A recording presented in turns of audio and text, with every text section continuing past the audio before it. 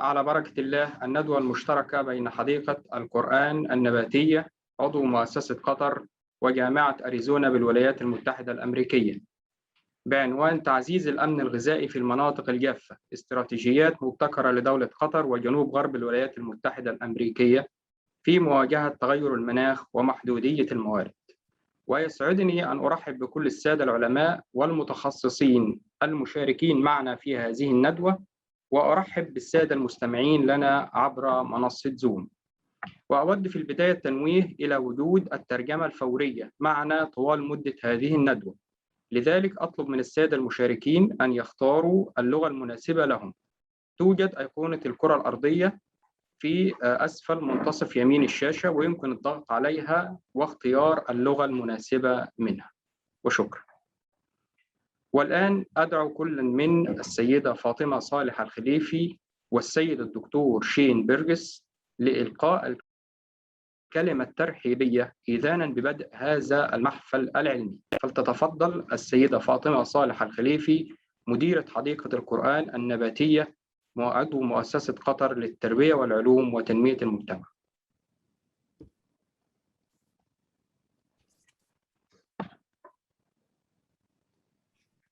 السلام عليكم ورحمة الله وبركاته. السيدات والسادة، الحضور الكريم، يطيب لي أن أرحب بجميع المشاركين والمتحدثين في هذه الندوة العلمية المشتركة لحديقة القرآن النباتية عضو مؤسسة قطر بالتعاون مع جامعة أريزونا في إطار العام الثقافي قطر الولايات المتحدة 2021. هذه الندوة تكون بعنوان تعزيز الأمن الغذائي في المناطق الجافة، استراتيجيات مبتكرة لقطر وجنوب غرب الولايات المتحدة في مواجهة تغيير المناخ ومحدودية الموارد. إدراكاً من حديقة القرآن النباتية لأهمية الأمن الغذائي على الصعيد الوطني والتحديات التي يواجهها خاصة في البيئات الجافة، كان هناك دافعاً قوياً للعمل مع شركائنا في جامعة أريزونا لتنظيم هذه الندوة العلمية حتى نستعرض معاً الفرص والإمكانيات المتاحة التي يمكن تطبيقها لتعزيز منظومة الإنتاج الزراعي المستدام في بيئات المناخ الجاف. إن تحرك حديقة القرآن النباتية في اتجاه دعم منظومة الأمن الغذائي هي غاية تتماشى مع أهداف الاستراتيجية العالمية لحفظ النبات، وخاصة هدفها الثالث عشر المعني بوقف تدهور موارد النبات والحفاظ على الممارسات المحلية المرتبطة بالموارد النباتية والتي تساند الحياة المستدامة وتأمين الغذاء المحلي والعناية الصحية، الذي يتفق مع الهدف الأول من الأهداف التنموية المستدامة للأمم المتحدة، وهو القضاء على الفقر. وكذلك تماشياً مع الهدف التاسع من الاستراتيجية العالمية لحفظ النبات، وهو الحفاظ على 70% من التنوع الجيني للمحاصيل بما في ذلك أقاربها البرية وغيرها من الأنواع النباتية ذات القيمة الاجتماعية والاقتصادية، والذي يتفق مع هدف القضاء التام على الجوع من أهداف التنمية المستدامة. كما تسهم الحديقة في تفعيل الركيزة الرابعة من الاستراتيجية الوطنية للأمن الغذائي في الدولة، وهي الأسواق المحلية وسلال الإمداد، من خلال برنامج دعم المزارعين لزيادة إنتاجية المزارع المحلية، حيث نقوم في الحديقة بتقديم التدريب الفني وخدمات الإرشاد الزراعي، مما يساعد الحصول على مدخلات عالية الجودة. إذ تعمل الحديقة بالتعاون مع بنك قطر للتنمية في تقديم ورش عمل للمستثمرين الجدد لزيادة الوعي لديهم في مجال الإنتاج الزراعي، بما في ذلك نوعية المنتج الزراعي وأفضل الممارسات لعمليات الري والتسميد واستنبات البذور وغيرها من المواضيع ذات الصلة. فضلاً عن رؤية قطر الوطنية 2030 التي أفردت في أهدافها تحويل قطر بحلول العام 2030 إلى دولة متقدمة قادرة على تحقيق التنمية المستدامة وعلى تأمين استمرار العيش الكريم لشعبها جيلاً بعد جيل. ويظهر ذلك جلياً في برنامجنا التعليمي للأمن الغذائي الذي تقوده الحديقة مع المدارس في قطر منذ عام 2017 لإعداد جيل فعال ومساهم في دعم منظومة الأمن الغذائي الوطنية. لا يسعني اليوم إلا أن أقول أنه يصادف غداً مشاركة دولة قطر في انعقاد أول قمة عالمية للأمن الغذائي على هامش الجمعية العامة للأمم المتحدة 76. تحرك الحديقة في هذا الاتجاه والدولة على العموم مما يدعو له ديننا الحنيف في تأمين الغذاء. يقول الإمام القرطبي عند قول الله تبارك وتعالى: مثل الذين ينفقون أموالهم في سبيل الله كمثل حبة أنبتت 7 سنابل في كل سنبلة 100 حبة والله يضاعف لمن يشاء والله واسع عليم. يقول الإمام القرطبي إن الآية دليل على أن اتخاذ الحرث والزرع من أعلى الحرف للمكاسب التي يشتغل بها العمال، ولهذا ضرب الله بها المثل. وكذلك قوله تعالى على لسان يوسف عليه السلام: قال تزرعون 7 سنين دأبا فما حصدتم فذروه في سنبله إلا قليلا مما تأكلون. السيدات والسادة، العلماء الأجلاء، الحضور الكريم، أتمنى لكم ندوة علمية موفقة وكل ثقة فيما سوف تطرحونه من أفكار وآراء ونتائج علمية في دعم منظومة الأمن الغذائي، ليس في دولة قطر فحسب بل كافة البلدان الواقعة في نطاق المناخ الجاف وشبه الجاف. كما آمل أن يستفيد المستمعين من الخبرات المطروحة والنتائج البحثية المعروضة، مع أمنياتي للجميع بالتوفيق.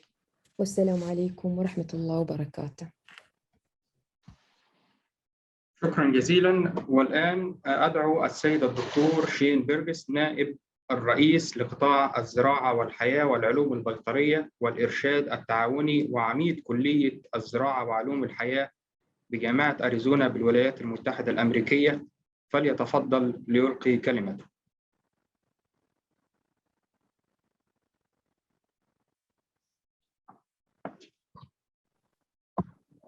Shane, it's your turn.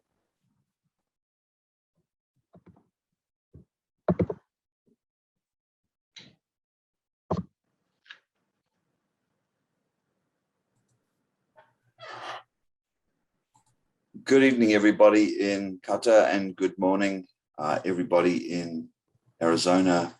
I want to thank Fatima, the director of the Quranic Botanic Garden, and Dr. Joel Coelho for facilitating this webinar.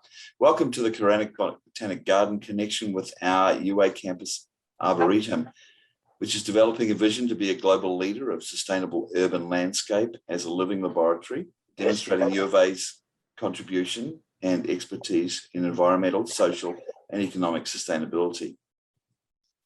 Also part of our assets in this realm are the UA's Campus Arboretum with close to 500,000 species, and the UA Tree Ring Lab, which is the birthplace and the lead institution in the science of dendrochronology.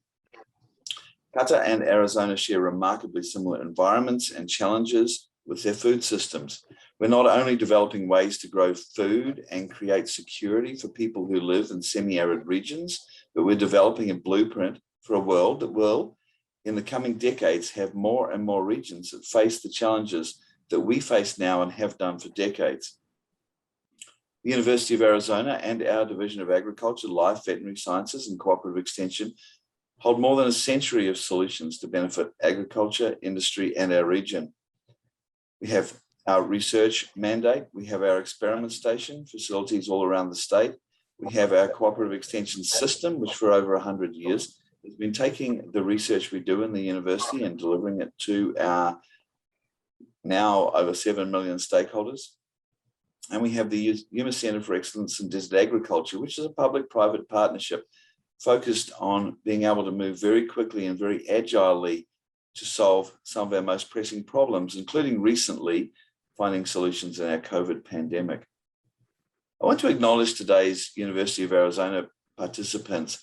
These folks are among the best in the world, specializing in desert agriculture solutions. First of all, we have Russell Tronstad. He'll be presenting on Arizona's agricultural crops and what we have there. He's one of our leading economists.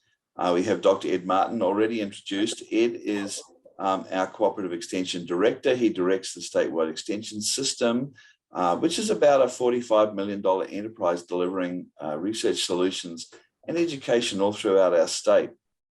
And his specialist area is irrigation strategies. He's an engineer by trade. Another one of our engineers is Channa Rock.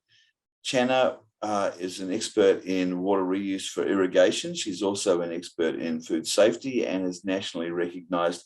Has been nationally interviewed on TV many times, television many times, and national television in the United States. Joel Coelho is one of our global globetrotters.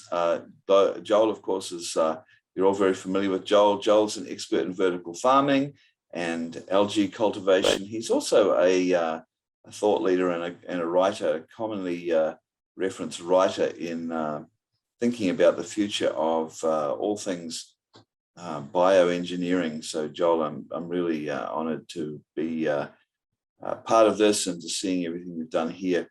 Also from Tucson, we have Jesus Manuel Garcia, Tucson Mission Garden. He is a traditional local heirloom crop and edible native plant grower and expert. And with that, I will pass it on to the next speaker.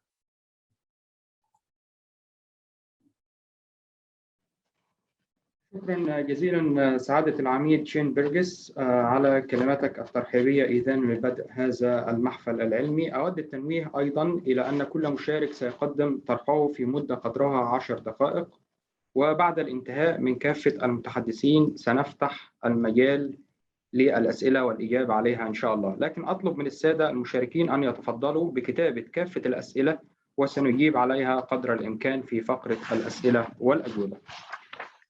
تعد تلك الندوة الافتراضية أحد منتجات التعاون بين حديقة القرآن النباتية وجامعة أريزونا في إطار العام الثقافي القطري الأمريكي 2021. وإذ نثمن هذا التعاون مع جامعة أريزونا العريقة، حيث توجد تحديات مشتركة في كل من قطر وجنوب غرب الولايات المتحدة الأمريكية تتعلق بتأثيرات التغيرات المناخية والقيود المتزايدة على الموارد الطبيعية بما في ذلك المياه.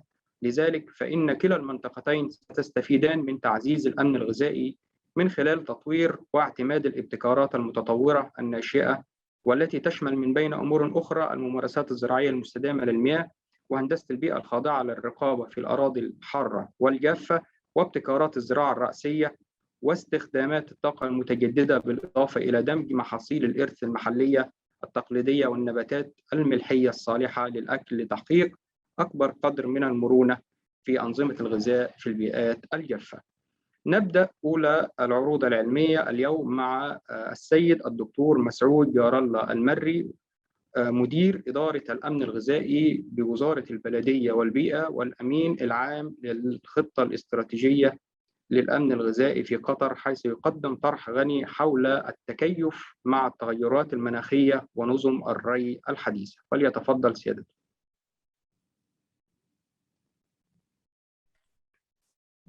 أهلا وسهلا. طبعا في البداية نتقدم بالشكر الجزيل على الدعوة الكريمة من حديقة القرآن النباتية لمشاركتنا في هذا العرض.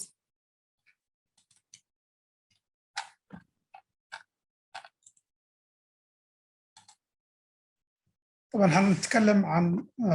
هنتكلم باللغة العربية، وطبعا الشرائح راح تكون باللغة الإنجليزية ما دام في هناك ترجمة. نتكلم عن نظام ري جديد تم تجربته في دولة قطر كأحد تدابير التكيف مع تأثيرات التغير المناخي. طبعا احنا نعرف أن موضوع التغير المناخي له الكثير من التأثيرات، خصوصا في مجال الزراعة، الأمر الذي يتطلب وجود تدابير للتكيف مع هذا التأثير. موضوع وقضية نقص المياه هي قضية عالمية تتطلب الأخذ بالكثير من التدابير، لأن هذا الأمر يؤدي إلى الحد من التنمية الزراعية في الدول في المناطق الجافة. طبعا تشير تقارير الأمم المتحدة بأن 5 سكان العالم يعيشون في المناطق المصنفة بالمياه، بالمناطق ذات النقص أو الشح في المياه. طبعا النقص في المياه يزداد سوءا مع زيادة تأثير التغير المناخي. دولة قطر بحكم وجودها في هذا النطاق أو في دول الأراضي الجافة تطلب الأمر أن تضع في استراتيجيتها إدارة للمياه، وخصوصا المياه الموجهة للزراعة. طبعا القطاع الزراعي في استراتيجيته يركز على رفع الإنتاج المحلي، وذلك من خلال الاستخدام الأمثل للموارد الطبيعية وعلى رأسها المياه. طبعا في دولة قطر 92% من المياه الجوفية تستخدم في الزراعة، الأمر الذي يتطلب التدخل بالعديد من التدابير. طبعا هذا الأمر مطلب كذلك مع زيادة الطلب على توفير الأغذية الطازجة في الدولة كأحد متطلبات استراتيجية الأمن الغذائي في دولة قطر، وخصوصا سريعة التلف منها وهي الخضروات. ممكن نلاحظ كيفية الضغط على الموارد المائية وخصوصا المياه الجوفية. ممكن من هذه الصورة نلاحظ كيف أن تغيرت عدسة المياه وكيف كان السحب والاستنزاف على المياه الجوفية من عام 1971 حتى 2009. يلاحظ كمية التغير في حجم المياه الجوفية وكذلك تملحها، الأمر الذي يتطلب مثل ما ذكرنا التدخل باستخدام تقنيات جديدة وحديثة تساعد في التقليل من هدر المياه في مجال الزراعة. من هذا المنطلق تم تجربة نظام جديد للري التحت سطحي أو ما يعرف بالبيور ديفيوجر. الأمر أو هذا النظام يعتمد على الري تحت السطحي بكميات قليلة من المياه. طبعا الري تحت السطحي وهذا النظام له العديد من الفوائد. أولها طبعا التقليل من البخر، لأن تحت السطحي وبالتالي لا يوجد فقد للمياه ناتج عن تبخر المياه. كذلك الكميات المتدفقة هي كميات قليلة على قدر الحاجة المطلوبة للنبات. فهذا النظام تقريبا النظام اللي هو حوالي 15 في 15 سنتي، هذا يعطي تقريبا في الساعة الواحدة حوالي 4 لتر. النظام الآخر اللي هو 15 في 30 اللي يأخذ نبتتين، هذا يعطي 8 لتر في الساعة. طبعا هذا النظام له نوعين، نوع خاص بالنباتات أو الخضروات وهو اللي يكون تقريبا حوالي 10 سنتي تحت سطح التربة، وهناك نظام أطول لو خاص بالأشجار حوالي تقريبا 50 سنتي تحت التربة حتى يصل إلى الجذور. طبعا مثل ما ذكرنا من فوائد هذا النظام، أولا التغلب على البخر الذي ينتج عن أنظمة الري التي تكون فوق سطح التربة. كذلك الكمية التي تتدفق تصل مباشرة إلى الجذور فتستفيد منها النبات، ولا يكون هناك فقد ناتج عن تسرب المياه إلى باطن الأرض، وبالتالي تكون المياه المستخدمة في الري هي الكمية التي يحتاجها النبات. طبعا هناك كما هو واضح في شكل هذا النظام، وطبعا هناك مزيد من المعلومات. لو أحد بحث عن بيور ديفيوجر توجد الكثير من المعلومات بخصوص هذا النظام، ولكن نظرا لضيق الوقت ننتقل إلى التجربة التي تم تطبيقها في دولة قطر. طبعا هذا هو شكل تركيب النظام. لكل نبتة هناك موزع مردوم أو البيور ديفيوجر. الميزة في هذا النظام كذلك أنه ما يحتاج إلى مضخات كهربائية، هو يعتمد على الجاذبية فقط. نحتاج نرفع الخزان عن سطح الأرض ارتفاع 1 متر. هذا الأمر يساعد على تدفق المياه بتقريبا 1 بار، مما يساعد في وصول المياه إلى الجذور، وبالتالي هنا وفرنا الطاقة المستخدمة في مضخات المياه المستخدمة في الأنظمة الأخرى مثل نظام التنقيط فوق السطح. طبعا التجربة تم عملها من خلال مقارنة بين النظامين، النظام الجديد اللي هو الموزع المردوم ونظام التنقيط فوق السطح وهو النظام المعمول به في دولة قطر. تم عمل التجربة في 6 بيوت محمية.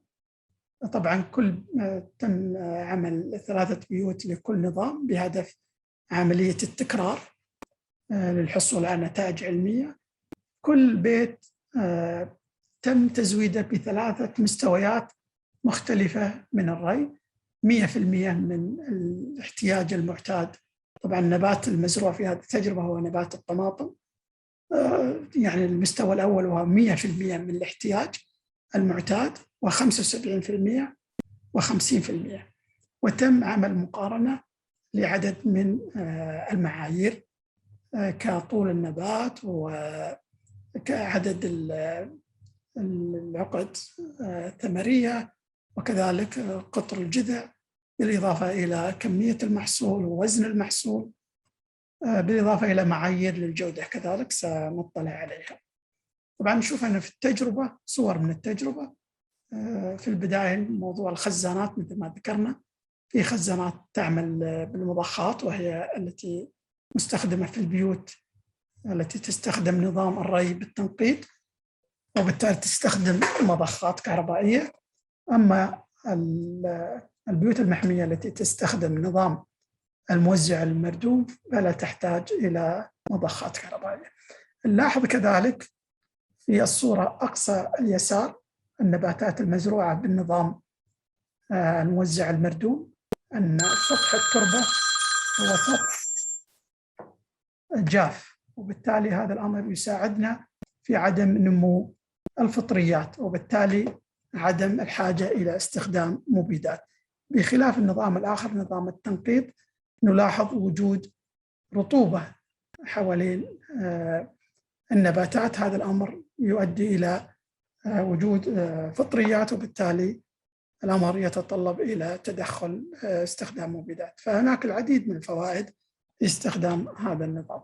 نلاحظ كذلك هذه أحد البوسترات المستخدمة لمقارنة النظامين. نلاحظ أن النظام رقم 1 وهو نظام الموزع المردوم كيف أن المياه تذهب مباشرة إلى الجذور وبالتالي يكون هناك استهلاك أمثل للمياه. أما فيما يخص رقم 2 فهناك مثل ما ذكرنا هناك استخدام للمضخات وهناك وجود رطوبة نتيجة التبخر لأن الري يكون فوق سطح التربة.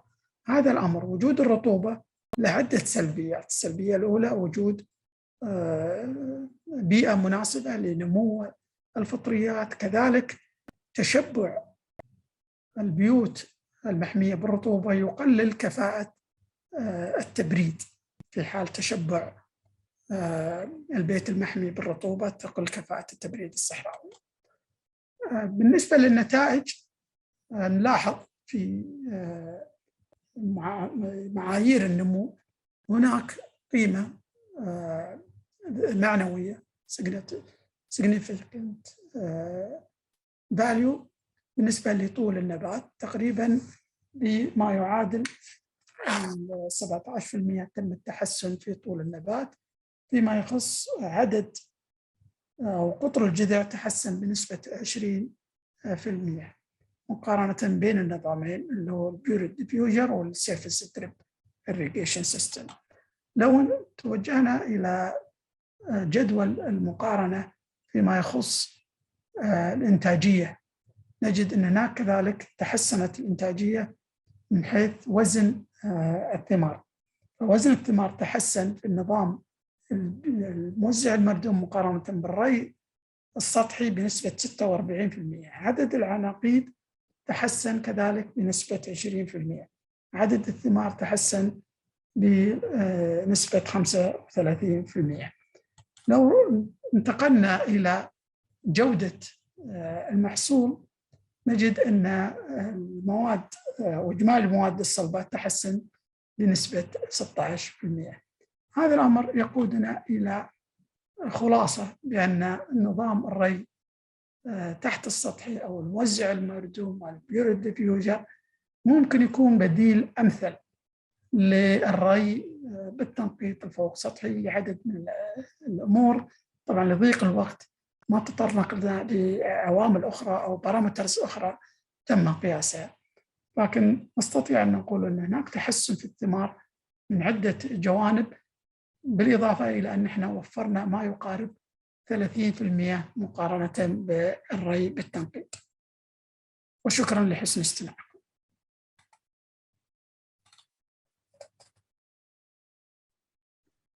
شكرا جزيلا دكتور مسعود على هذا الطرح الغني وعلى يعني عرضكم على هذه التقنية الحديثة في نظم الري الغير معهودة، والتي إن شاء الله سيكون لها أيضا صدى مميز في الإنتاج الزراعي وتعزيز الأمن الغذائي في دولة قطر وفي المناطق الجافة.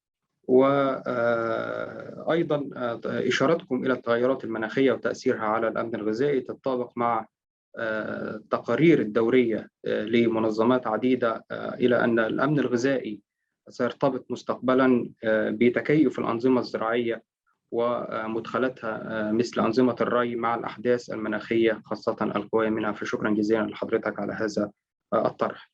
ننتقل إلى المحاضرة الأخرى من جامعة أريزونا. تصدر جامعة أريزونا من المنتجات الزراعية الخضروات والفواكه والحبوب والبذور والقطن والبيض ولحوم الأبقار إلى أكثر من 70 دولة وأيضا داخل الولايات المتحدة الأمريكية. وبحسب إحصائيات صادرة عام 2018 فإن القطاع الزراعي في الولاية قد ساهم بأكثر من 23 مليار دولار في اقتصاد الولايات المتحدة الأمريكية. الآن يحدثنا الدكتور راسل ترونستاد أستاذ اقتصاديات الموارد الزراعية في جامعة أريزونا عن محاضرته بعنوان توجهات نظم الإنتاج الزراعي شبه الجاف في منطقة أريزونا. فليتفضل سيادة. So I take it's my cue to start here. Thank you, Mohammed. I'm going to talk here about some trends in Arizona's agriculture portfolio here over time. And I'd just like to thank everyone for this opportunity to be here. And we just we'll move through here. I wish I could see everyone in person, but we'll go through these slides as best we can here. First, I'd just like to know that, Arizona's agriculture has had several acreage changes in its portfolio over the years, starting mainly, with corn going back hundreds and thousands of years. I know by the 1770s, they said the Spaniards said that the wheat acreage was actually greater than the corn acreage. And, up to like about 100 years later, Central Arizona was often called the breadbasket of the region. And it had about, basically there's some estimates were up to around 15,000 acres were irrigated at the time. And you can see this graphic here, kind of a picture drawn here of what it was like in the 1800s here in the cultivated fields of the Pima Indians down here in the river bottom. Today, we move forward another 100 years or so, and we can see Arizona's crop acres in total peaked around 1.36 million acres in 1981. And we had a real, pretty sharp drop off here after 1980. Part of that was due to the Arizona Groundwater Management Act. And another large part, though, was due to the payment in kind farm program that was introduced in 1983, which basically paid farmers not to farm. And that was determined to be a pretty bad thing in the sense that we lost a lot of exports and everything in this process. But you can see Arizona's crop acreage over the last 50 years from 1970 to 2020 has declined about 0.5% annually here over this period. Some of the crops that have had the largest increases have been vegetables here, increasing about 1% annually. Also, the other crops here largely made up of pecans, increasing about 0.8%, and alfalfa hay, or hay, all hay together, including alfalfa. Alfalfa is about 85% of it, increasing about 0.5% per year. So in the early 70s, alfalfa accounted for around 21% of our acreage, and now it counts for around 37%. And the increase in alfalfa has largely been at the expense of cotton in central Arizona. At this time, in the 70s, it was about 24%. And you can see in the early 80s, cotton was even larger percent of Arizona's crop portfolio, but has declined here ever since here, especially since around the mid 90s here in this period here. And part of what's been going on there in the 1990s onward is that the revenues from alfalfa per acre have been greater than the increasing somewhat, where cotton has been declining in terms of the relative prices of those two, so that alfalfa is becoming relatively more profitable than cotton over this period. Similarly, even vegetables have increased, like I said, from 6% up to 14% of the acreage, in large part due to the profitability associated with crops, and we'll look at some of that in a bit. So why are some of the reasons, I guess, we're seeing more of this increase in demand for forage in Arizona? Part of it's related to our increases here in our population. As Dr. Burgess mentioned, we have about 7 million clients out there in terms of individuals in Arizona now, about 7.2 million. And we also have almost upwards of about 200,000 milk cows here in the state. So if we kind of look at Arizona's supply and demand factors here, we can see that there's about 43% of Arizona's crops are right now made of forage. We have about 315,000 acres of forage. That includes, mainly alfalfa, but also some grass hays, and about 55,000 acres of silage in the state, primarily corn silage. So that's kind of our supply in terms of in the state. And also when we think of forage as a crop, it's still relatively bulky to transport relative to like the grains and cotton, which are much more valuable in terms of price per pound, but also not so much per pound, but just the ease of transporting, a grain kernel of corn versus a bale of alfalfa makes it more bulky and difficult to transport even within the US here. On the demand side, we had about 200,000 milk cows. And in addition to that, we have about 125,000 replacement heifers. We get more heifers than out of those cows, in part because of the single sex semen. But that if you look at about 20 pounds per day with the milk cows and some with regards to there's replacement heifers in forage, we're probably looking at around 35 to 40% of our forage production goes to the dairy industry. Another demand that we have here in Arizona is the equine industry. And there's a wide range in terms of estimates in terms of the number of horses that are out there, but anywhere from 92,000 to maybe upwards to even maybe 200,000. But if we say there's around 125,000 horses in the state, and they consume around 30 pounds per day, that's using a good 20 to 25% of our available forage here in the state of Arizona. Another large use is cattle on feed, and that's the other thing that makes the hay market different in terms of quality, because what is good quality for, like, say, a horse is not necessarily the most desired quality for milk cows.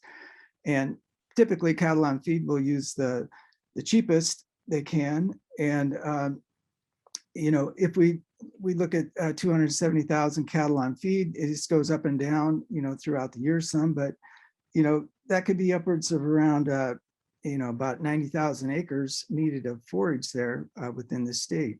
And that amounts to about, you know, 20-25% of our forage production. Exports are also a factor. And in terms of how much Arizona exports, so I know there's some reports out there that say Arizona exports almost all of its production, and that's simply not true using, you know, all the data that's out there. In terms of our estimate, we can come up using the USA Trade Online and some port data. Arizona probably exports, you know, around 6%, 6 to 8% of its production here in recent years. Washington is the largest exporter by state. California next, currently, you know, upwards around 40% of their production, and then Oregon and Utah. This graph here tells a lot in terms of, you know, where all these exports are coming from. And of the 7 Western states, they count for virtually all of the exports of alfalfa out of the US, so they're very important that way. If we just look at it in terms of production here as well by state, you can see Arizona at 2.2 million tons here. We produce about 65% of what California does. And you know, that's quite remarkable if you think of, you know, California has, you know, 10 times the irrigated acreage that we do, but they have a lot of grapes, almonds. You know, they have more almonds and individually as a crop, and grapes individually as a crop than Arizona has in total irrigated acres. But you can see alfalfa production in the West is pretty important, especially compared to anything east of the Mississippi, in part because the climate is too moist there for a lot of alfalfa production. We were talking about exports and their importance, especially the growing role of them in the 1990s. And you can see Japan was pretty much the only importer of US alfalfa in the 90s. And then we started to get a lot of other importers. Around 2008, China started, and they've grown to be the largest importer of alfalfa exports from the US. Taiwan also started out as a large importer of US alfalfa, and has, you know, been fairly steady with its imports of alfalfa from the US. A lot of that has to do with the dairy. So I put this slide in here to look at the impact that exports are estimated to have on the prices at the state level. As I mentioned, you know, alfalfa is a relatively bulky commodity, so it's not easy necessarily to even ship it from one state here in Arizona, you know, all the way to Florida, even though some alfalfa does move that direction. Some of the horse industry out there. We're mainly looking at what is the impact here directly from exports from Arizona going out. And if we look at the direct impact, we'd say that's like $2.31 per ton. Notice California, it exports a lot more alfalfa. So its direct impact is estimated at over $20 per ton, like $21.04 per ton. The largest impact for Arizona is the indirect impact in terms of the influence of being next to California, just like even for Nevada and Oregon as well, indirect impact because it's right next to California and Washington, which are large exporters of their alfalfa. I know there's a lot of information I'm not going over here in terms of details how we calculated this, but this is just something to think about in terms of if there's any restrictions in terms of on exports of alfalfa from one state or another state going out, what would be that impact? And you can see right now, if California were to unilaterally be able to restrict something, that would have just as big an impact as current exports going out of Arizona, if not a bigger impact. So those state level impacts are something they're always to keep in mind.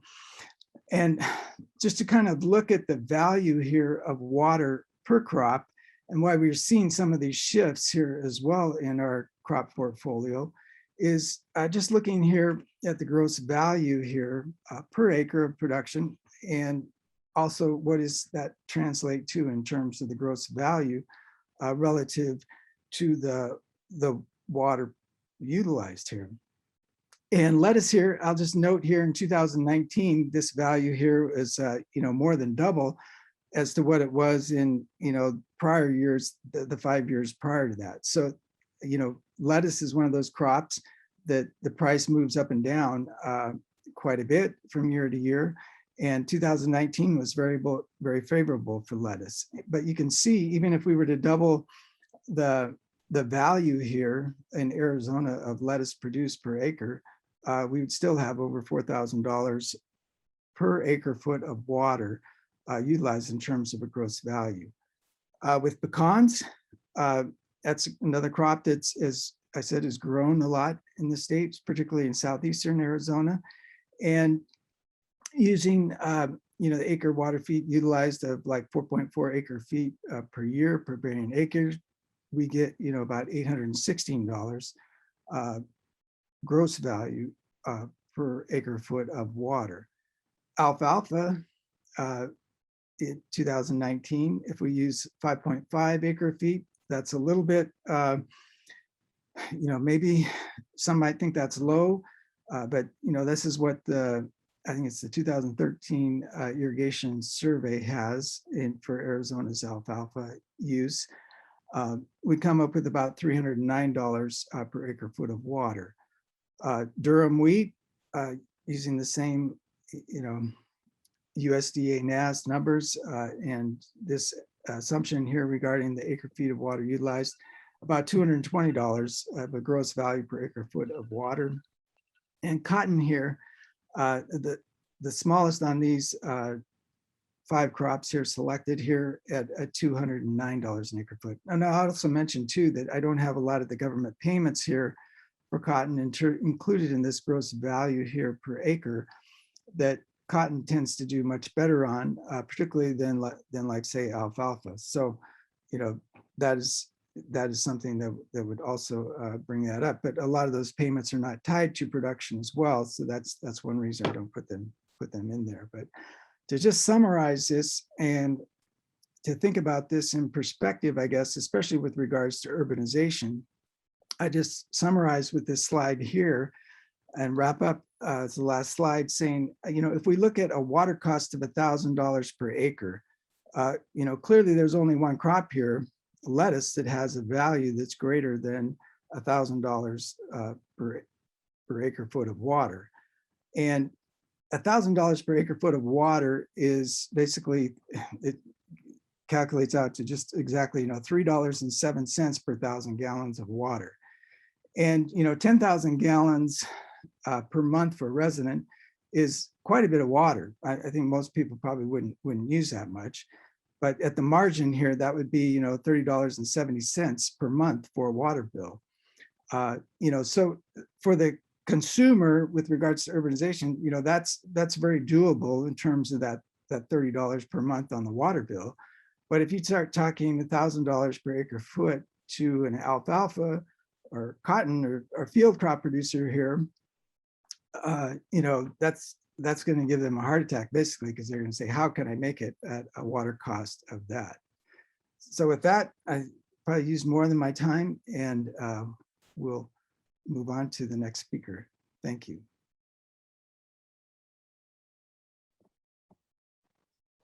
شكرا جزيلا بروفيسور راسل ترونستاد. والآن ننتقل إلى المحاضرة الأخرى من قطر، وفيها نتحدث عن ضرورة البيوت المحمية لتوفير بيئة دافئة في المناخات الباردة، ولكن أيضا يمكن تطبيق نظم تبريد مصممة على نحو صحيح يؤدي إلى تحسين ظروف زراعة النباتات في البيئات شديدة الحرارة، كما أن فوائد الزراعة المحمية المحتملة والمتمثلة في زيادة إنتاج النبات لكل وحدة استهلاك من المياه، وهو أمر مهم جدا في المناطق التي تكون المياه محدودة فيها للغاية. ولكن ماذا عن التحديات التي تواجه تلك التقنيات وبخاصة في البيئات الحارة والجافة؟ يتحدث الآن السيد الدكتور سعود عبد العزيز عبد الغني، الأستاذ المشارك في كلية الهندسة بجامعة قطر والمشرف العام على فريق العمل الذي يعكف على تطوير تقنيات التبريد المستخدمة في استعداد بطولة كأس العالم لكرة القدم قطر 2022. فليتفضل سيادة.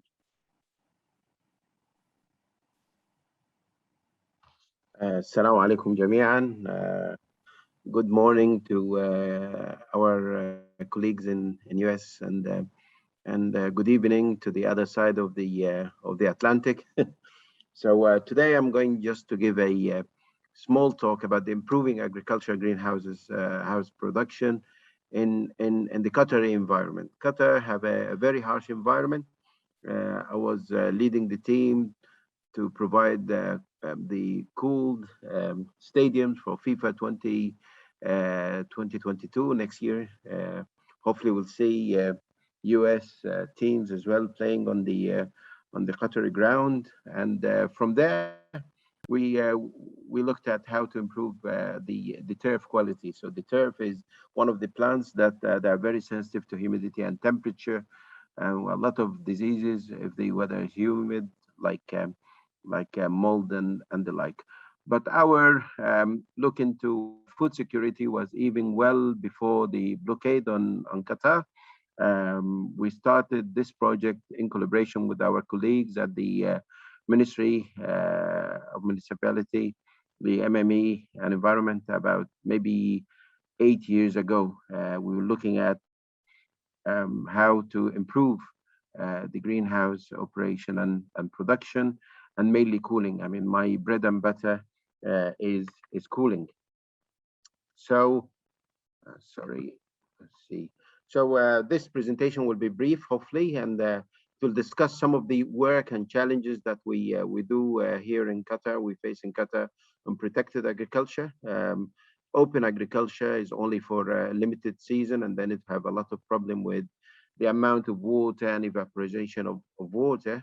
So most of, apart from the weather, but most of the time, we prefer the protected agriculture. So I like to start with this model. Russell was talking about how much money to how much profit, but this is like the food security map. On one side, you've got the farmers, and the other side, you've got the consumers. In between, you've got the food industry, but the farmers, they have problem with the climate change and with the land, and they have to run their economy right. To at the end of the day, it's a business, and they need to make profit. And this depends on the technology that they use, the science that they use. And then on the other side, you've got the consumers, and the consumers, they have some values like social values, the knowledge, and again, they have some preferences as well. And in between, there is the transportation, and the return from the consumers back to the land will be the waste. And then you have water and energy. So it's a very fine balance between supply and demand, and in between as well, you've got the governments going with the policies and governance to regulate the whole system. To use a technology, basically want to maximize the yield while preserving the environment, increase the yield, improve the production quality, diversify production as well, not only sticking with one type of a variety, even increase more varieties, introduce it to the market, and diversify the supply, reduce your waste, and recycle the agricultural damage and discarded waste as well. Food security is a cycle. So it's about the water, the amount of water you use, the amount of energy you use, within the weather, soil, policies from the government, the economy. All this is part of the food security. And in the outer cycle, we have the field trials, innovation and creativity, marketing, entrepreneurship. Now, a lot of people in Qatar, they're looking at farming, and as a way of entrepreneurship, and then using technologies. What's good in, for example, in one part of the world, we cannot just import it to Qatar and use it as technology. It wouldn't work as such. It needs to be tweaked, maybe changed altogether in order to be good for the country. So, for example, greenhouses that are used in Europe to keep heat in. Greenhouses are used in Qatar to keep heat out. So, in and out is a one simple word, but it's a lot of technologies to make that. The presentation today has been taken from one of the papers that my team published in this journal, which is Engineering and Agriculture, Environment and Food, and it's titled Design Challenges of Agricultural Greenhouses in Hot and Arid Environments. It was a review paper, which was well received as well from the community. So the greenhouses design, I mean, you can talk about the structure, features, what are the suitable dimensions to keep the hot air out? What are the shapes? Do I use arch type? Do I use zigzag type? What will be the orientation? Is east-west is the best, or south-north is the best? And then the covering shading materials, screens and nets and plastic sheets, polyethylene sheets or glass. Well, shall I put some coatings there to reflect the sun and the rest of it? And then the cooling technologies as well. Do I use just mechanical ventilations or not even mechanical ventilation, a net house with just some drafting? Will it be natural, like openings and vents and shading, or will it be forced, like using a fan pad system, or even in Qatar we use an air conditioning system on the DX principle as well. Water, how we introduce water to the plants. Shall I use fogging, spraying, or evaporative cooling pads as well? New technologies that we can use. What is the microclimate control? Will it be a field method or remote methods and things like that? So at the end, we put some challenges like sustainable management of water resources, dehumidification methods for improving water production, water harvesting and energy efficiency, innovative irrigation systems. We've seen Dr. Masoud Al-Marri today showing us one of or realization of this particular point is how he innovated an irrigation system that can minimize water loss through leakages according to specific type of cultivation. And then evaporative cooling pads, they develop regularities in temperatures. So next to the pad will be a little bit cooler than by the end of the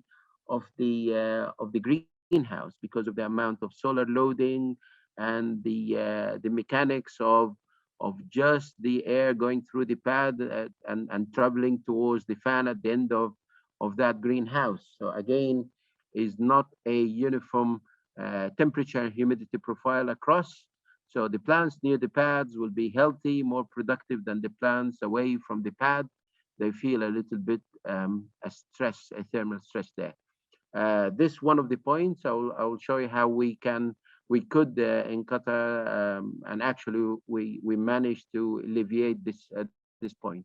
Again, regarding the soil properties, fertilization, and at the same time looking at the best structure, effective dimensions and shapes, progress of materials, material science, how we can use a material that will emit or introduce the required light to the greenhouse. And at the same time, we looked at lack of studies investigating the effect of wind-driven phenomena on the greenhouse. What is the effect of the macroclimate on the inside of the greenhouse or the microclimate? And then we looked at how we can improve the automation systems of the greenhouse in collecting the data, real-time data, to manage better the greenhouse and its climate, smart intelligent climate control systems, image analysis as well, solar energy, and how to do a passive greenhouse in Qatar, And then we looked at heat storage methods as well, like rock beds and alike. So today I will just present two types of innovation that we've done in Qatar. And actually these are working prototypes. They've been now working for more than 4 to 5 years in Qatar, and they are in a production farming in Qatar as well. We looked at if I wanted to cool a space, so I need to offset that heat from where that heat is getting into this place. So if our place will be a greenhouse, and I have a material which is a transparent material that the solar loading will go inside that greenhouse through that material for the plants required for the photosynthesis problem. But we are admitting too much sunlight during the summertime, more than what the plants are needed. Too much sunlight, that means too energy in a closed space. So I need to then use a bigger package to offset the extra amount of heat that I admitted to the place.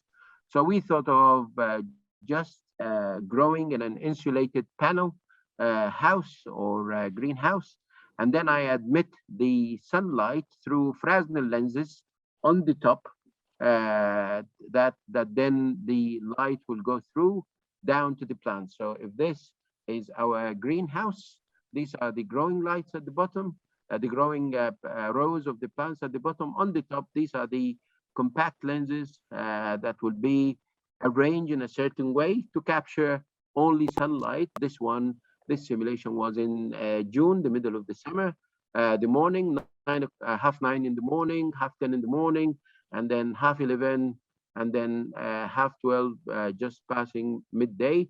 And the amount of solar light admitted and the plants growing will be just down. So I managed to reduce the cooling load required by about 80% of a normal or equivalent greenhouse.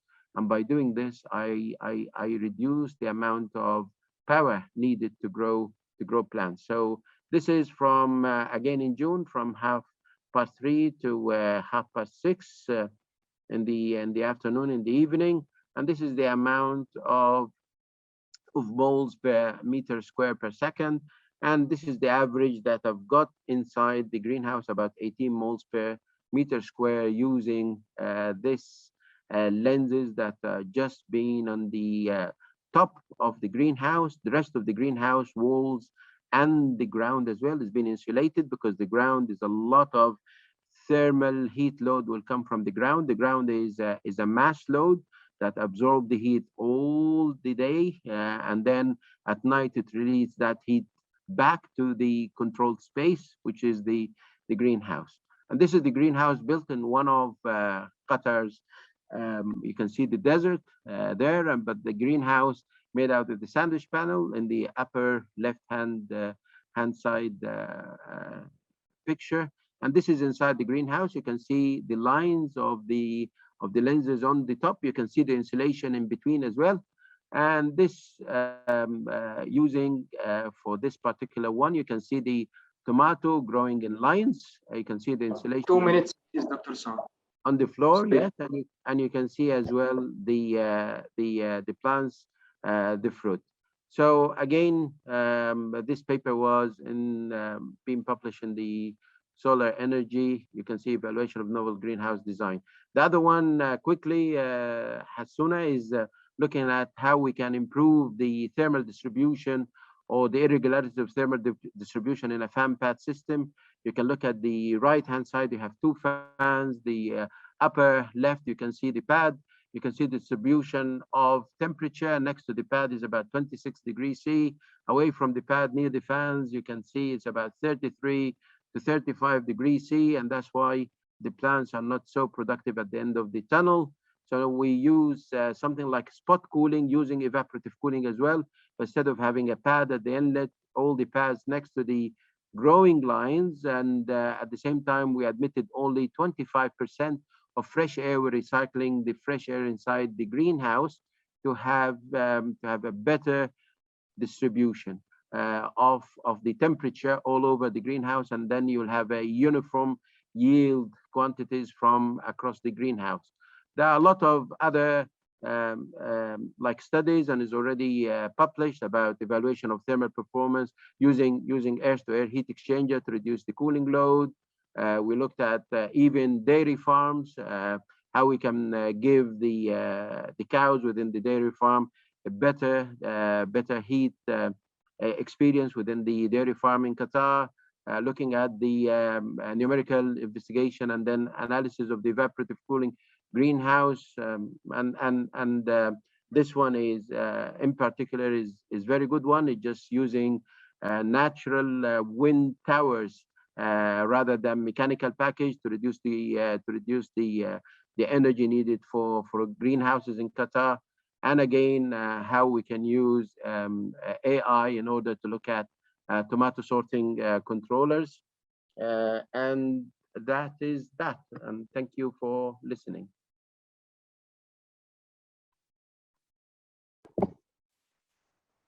شكرا جزيلا للأخ الفاضل الدكتور سعود على هذا الطرح الغني، ويعني كنا نود أن نستمع لحضرتك أكثر من ذلك، ولكن نظرا لضيق الوقت وأيضا إتاحة الفرصة لباقي المتحدثين ننتقل إلى المحاضرة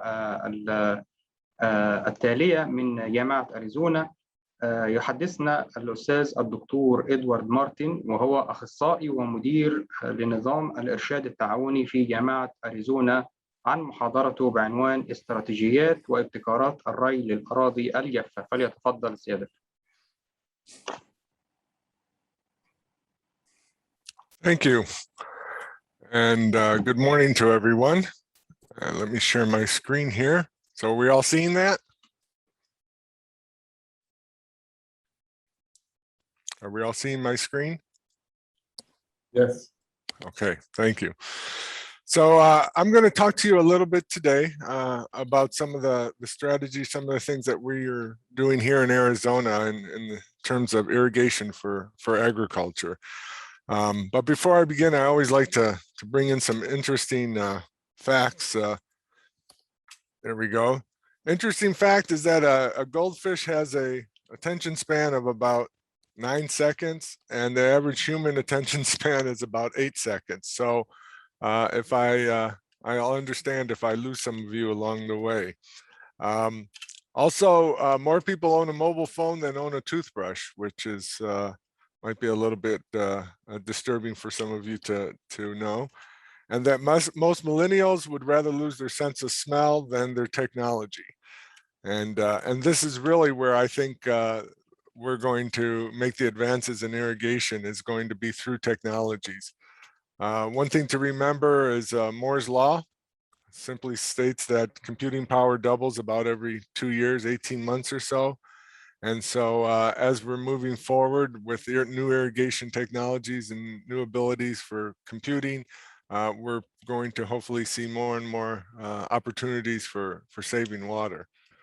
Our irrigations or challenges in Arizona are many and are very deep, probably very similar to what you're seeing in Qatar. This is kind of the norm that we've seen. I started back here in 1992 in Arizona, and we did a lot of flood irrigation, and we flooded fields, and we opened up ditches, and we even had people putting in siphon tubes to transfer the water, I should say, from the ditch into the field. But times have certainly changed since 1992. We're now experiencing what we're calling a tier 1 reduction on the Colorado River, which basically means that our reservoirs have gotten so low in the western states that we're going to have mandatory cutbacks in water allotment. And for us here in Arizona, the tier 1 means that our agricultural growers that are in the central part of the state are going to receive somewhere close to a 65% cut in their irrigation water allotment. You can see here on this picture the drop that has occurred over time in our reservoirs. Here's another one where that person was probably at one point in time just sitting on the edge of the water and no longer doing that. The result is that we've got ditches that are going dry. and we've got growers that have challenges. Right now, they're talking about putting in some wells going to more groundwater than surface water. Just had a meeting recently, as a matter of fact, and they're looking at these wells, the depth of the wells being somewhere upwards of 300 meters. So you can imagine the amount of energy it's going to take to bring water up from that depth.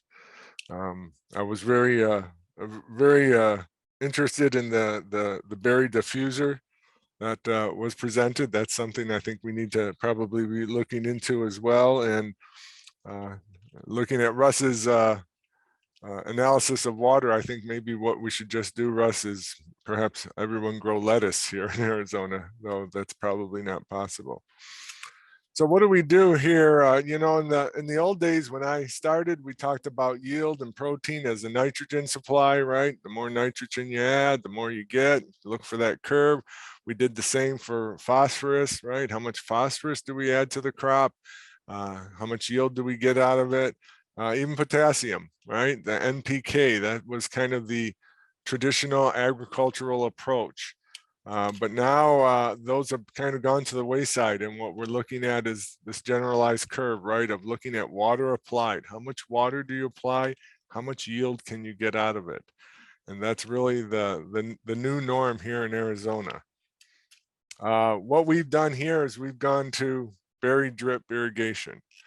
This is a main line here, and you can see the supply lines going up into the field.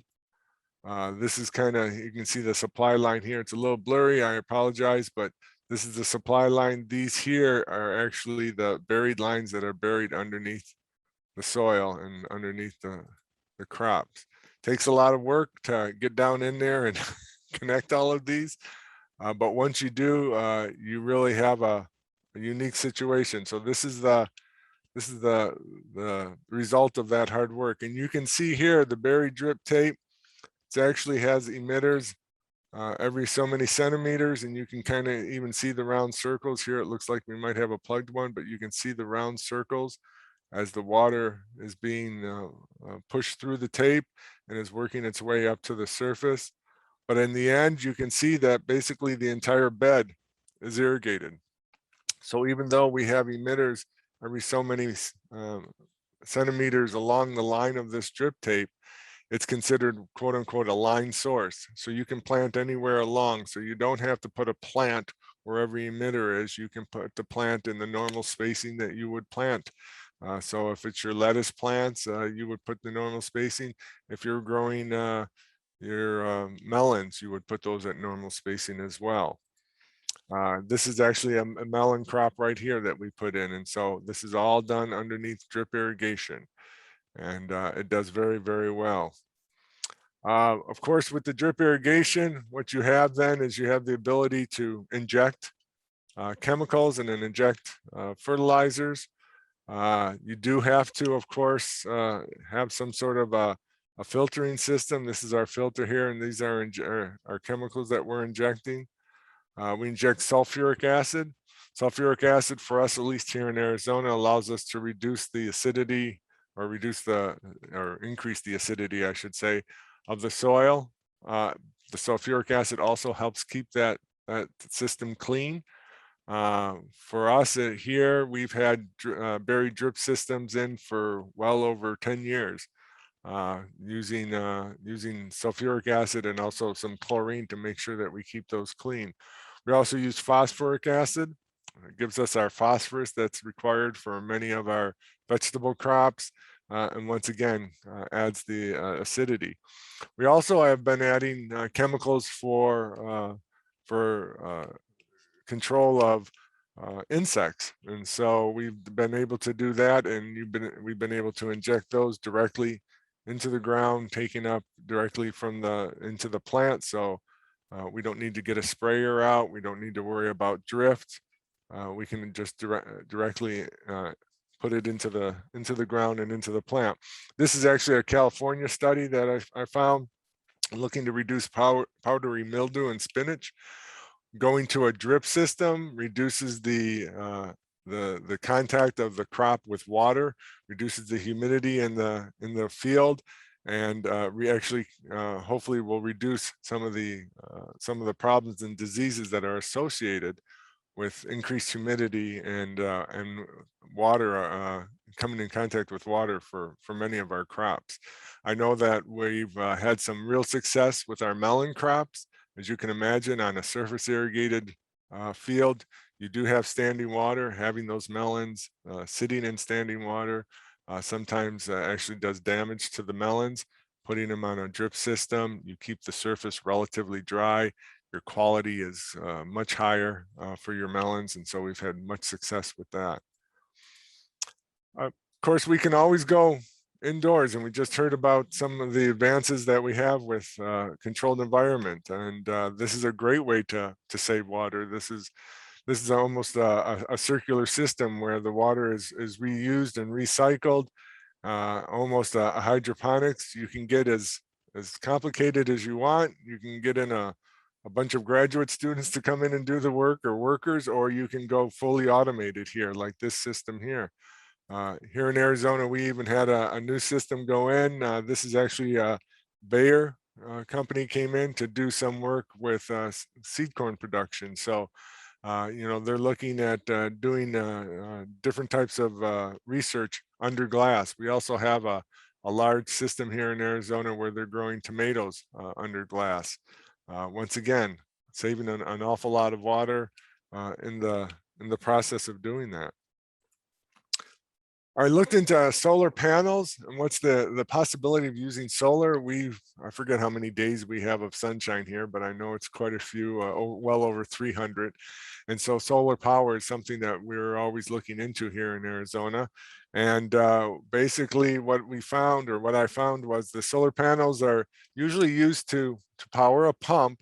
That pump will pump from a water source and usually go into a tank, and then from the tank go into the irrigated system or irrigated area.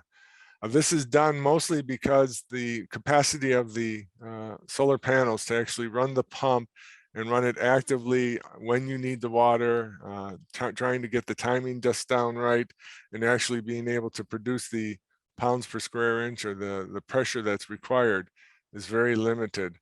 So most of them are restricted by size. We just don't have a big enough area to put in to power pumps to be able to get us the PSI that we need on demand. Most of the systems are designed for square meters and not for hectares for the systems that we have. And as I said, most of them pump the water into some sort of a holding tank, and then from that holding tank, you can either use gravity, and we saw an example of one of those systems with the diffuser. We could use a gravity system, or you could use another smaller pump to produce the PSI needed for that drip system. But you know, advances are being made every day. So I would not rule out that someday we're going to have a solar system that's going to be able to put the water directly into it. I think our greatest chance of increasing irrigation, water conservation, and efficiency is through soil sensors that are being beamed up and being collected. 2 minutes, please, Dr. Edward. I'm sorry for this. No problem. We've got soil monitors tell us what the soil moisture is, when to irrigate, when we don't need to irrigate. They come in all different shapes and sizes. We've got plant sensors that we can put on. We can measure tomatoes as they're growing if we want. We can fly drones over and can look at leaf area and look to see if we have any curling or any signs of stress out there. But I've got to tell you that all of this technology and everything better be able to fit into your hand, because that's where our growers are. Our growers are working off their phones. They're working off their iPads. Everything needs to come to that. And that's what we're going to be looking at. How do you get that information into the hands of your growers so that they can make an informed decision on when to irrigate? So I think we're going to be looking at using every drop of water that we can. That's going to become prominent, and actually has been for several years here in Arizona. Using technology, I think we have a way forward where we can try to get every drop and make it worthwhile as we're applying it to our crops. So that's all that I have for today. I really appreciate the opportunity to come here and talk to you, and also your attention. شكرا جزيلا دكتور إدوارد على هذا الطرح الغني، وأيضا في الوقت. أود أيضا أن أشير إلى أن طرحك ملائم لطرح الدكتور مسعود المري. هناك تقارب شديد ما بين أنظمة الري المستخدمة، وهذا يدل أيضا على أن يعني نفس الظروف الطبيعية الموجودة في قطر تلائم نفس الظروف الموجودة في جنوب غرب الولايات المتحدة، وخاصة في ولاية أريزونا، ونحن سعداء بهذا الطرح الذي قدمتموه.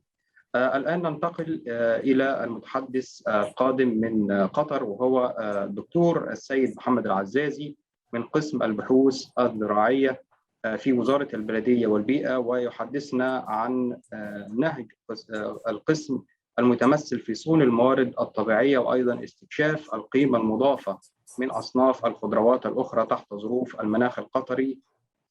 وسيعرض مساهمته العلمية والتجريبية ونتائج التجارب البحثية التي يعكف عليها فريق الرائع لتقديم أفضل النتائج الحقلية والصفات الإنتاجية للمزارع في قطر، دعما لمنظومة الأمن الغذائي الوطني. فليتفضل.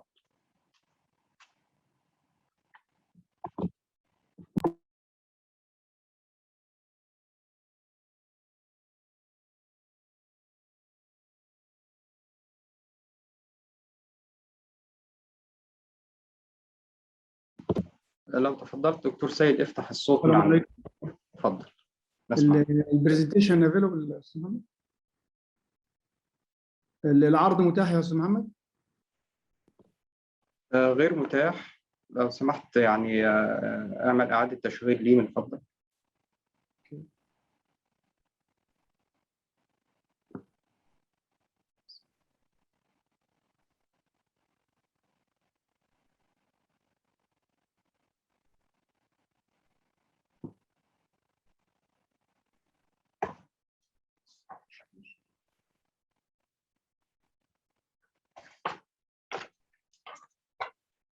متاح دلوقتي؟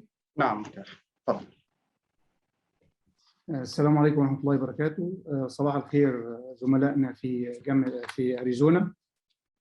الموضوع بتاعنا النهارده هنتحدث عن تقييم الموارد الوراثية النباتية لمحاصيل الخضر في ظل الظروف المناخية لدولة قطر تعزيزا للأمن الغذائي الوطني. كما نعلم أن الأمن الغذائي عرف من قبل الأمم المتحدة أنه إتاحة الوصول المادي والاقتصادي للموارد الغذائية بشكل سلس. قامت دولة قطر في 2018-2023 بتدشين الاستراتيجية الوطنية للأمن الغذائي، وتضمنت هذه الاستراتيجية عدة أهداف لتوحيد جهود الإدارات والجهات المختلفة في الدولة لتحقيق العديد من الأهداف. وكان من الأهداف الخاصة بإدارة البحوث الزراعية أو القطاع الزراعي أنه يتم زيادة الإنتاج من اللحوم الحمراء والأسماك، وفيما يخص الخضر أو قطاع الخضر تطوير أو رفع الإنتاجية أو الاكتفاء الذاتي من الخضر بما يصل إلى 70%، وخاصة المحاصيل التي تنتج في البيوت المحمية مثل الطماطم والخيار والكوسة والخس. طبعا في العديد من المشاكل أو العديد من العوامل التي تؤثر على إنتاج الخضر في دولة قطر، من ضمنها العوامل الجوية ودرجات الحرارة المرتفعة وملوحة المياه، ندرة المياه الأرضية. ومن أهم المحاصيل اللي احنا هنشتغل عليها واللي احنا اشتغلنا عليها فعليا محصول الطماطم. ومن العوامل اللي بتأثر بشكل كبير جدا وبتؤدي إلى محدودية في إنتاج الطماطم درجات الحرارة، في أن ارتفاع درجات الحرارة عن 20 ليلا أو 26 نهارا يؤثر على عملية التلقيح وإخصاب الطماطم.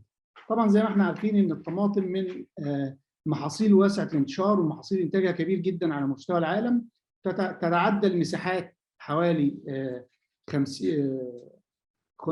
500 مليون هكتار، والإنتاجية بتتعدى 180 مليون هكتار، ومن أكبر الدول في الإنتاج الصين والهند وتركيا والولايات المتحدة. لو نظرنا للإنتاج في دولة قطر، الإنتاج الخضر بشكل عام في دولة قطر ارتفع بشكل ملحوظ جدا في الفترة الأخيرة، ومحصول الطماطم بشكل خاص ارتفع من 2014 حتى 2020 تقريبا الضعف، فكان 2014 حوالي 12,000 طن سنويا، ارتفع في 2020 إلى 28,000 طن، وده طبعا نتيجة توجه الدولة والاستراتيجية اللي تمت والدعم اللي بتقوم به وزارة البلدية والبيئة. في نفس الاتجاه اللي أدى إلى ارتفاع أو توجه الدولة للاهتمام بزيادة الإنتاج الزراعي وتحسينه، وخاصة المحاصيل الاستراتيجية التي لا يمكن تخزينها، الارتفاع أو الزيادة السكانية المضطردة في دولة قطر، فكانت في 2002 تقريبا ما يقرب من 700,000 نسمة، في 2021 اقتربت من أو تعدت 2,5 مليون نسمة. طبعا مربي الخضر أو اللي بيزرعوا الخضروات بشكل عام بتواجههم العديد من المشاكل، المشاكل التكنولوجية والمشاكل بتاعة التسويق، فبيسعوا دائما لان هم يحصلوا على الاستفاده العظمى من المياه اللي موجوده والامكانيات والاسمده، العمليات المتاحه، الارض الموجوده، ويقللوا من الاضرار اللي بتنتج عن عمليات الزراعه خاصه في البيوت المحميه، من ارتفاع درجه الحراره، فقدان التربه لخصوبتها، ملوحه التربه، بالاضافه للعوامل الخارجيه اللي بتؤثر بشكل سلبي على المحاصيل اذا كانت امراض او فطريات او بعض العوامل الخاصة بالحرارة والجفاف. توجهت إدارة البحوث الزراعية في خلال تلك الفترة إن هي تعمل العديد من المشاريع أو العديد من البحوث لدعم الإنتاج الزراعي للمحاصيل الاستراتيجية. فعندنا حوالي 7 مشاريع في المجال إنتاج الخضر، من أهمهم أو بعض المحاصيل اللي هنتطرق ليها إن إحنا نعمل عملية تحسين إنتاج الخضر في البيوت المحمية تحت ظروف دولة قطر. المشروع الثاني اللي هو نشر أصناف الطماطم المتحملة للحرارة والمتميزة في البيوت المحمية لدولة قطر. المشروع الثالث اللي هو الزراعة الحيوية أو الزراعة الطبيعية، القطر Ecological Agriculture. في عندنا بعض المشاريع بالتعاون مع هيئة الطاقة الذرية برضو في نفس الإطار، إن هو تحسين الإنتاجية في ظل ظروف الملوحة والبيوت المحمية للخضر والأعلاف. المشروع الآخر اللي يعتبر مشروع استراتيجي إن احنا نجمع أو ونحافظ على الأصول الوراثية لمحاصيل الخضر في دولة قطر وحفظها في بنوك جينات الأغذية والزراعة. طبعا المشروع اللي هنتكلم عنه دلوقتي اللي هو مشروع نشر أصناف الخضر المتحملة أو أصناف الطماطم المتحملة للحرارة وذات الجودة العالية في البيوت المحمية للإنتاج في البيوت المحمية لدولة قطر. والمشروع ده مشروع ممول من الصندوق القطري لرعاية البحث العلمي، وبالتعاون مع جامعة سيدني، مركز معهد تربية النبات في سيدني، ووزارة البلدية والبيئة. طبعا زي ما احنا عارفين ان الطماطم من المحاصيل الهامة جدا لدولة قطر، ومن ضمن الحاجات الرئيسية اللي بتؤثر في العملية الإنتاجية البذور أو المصدر بتاع الإنبات نفسه، أو الحصول على بذور ذات جودة عالية تتأقلم مع ظروف البيئة القطرية. معظم البذور بتورد لدولة قطر من الخارج، وبناء عليه كان المشروع او الفكره الرئيسيه بتاعت المشروع ان احنا نجمع اكبر قدر ممكن من المصادر الوراثيه او الجيرم بلازم للطماطم التي تم اجراء البحوث عليها وفيها دليل انها بتتحمل او متكيفه مع درجات الحراره المرتفعه. وسيتم اجراء العديد من المراحل في المشروع ده، ان احنا هنبدا تجميع الجيرم بلازم او الموارد الوراثيه، هنعمل لها سكريننج او تقييم تام داخل البيوت المحمية التقليدية. احنا سعينا في المشروع ده ان احنا نعمل او نقوم باجراء التجارب تحت الظروف البيئية للبيوت المحمية الشبك التقليدية الموجودة لدى اقل المزارعين انه يقدر يكلف على المشاريع.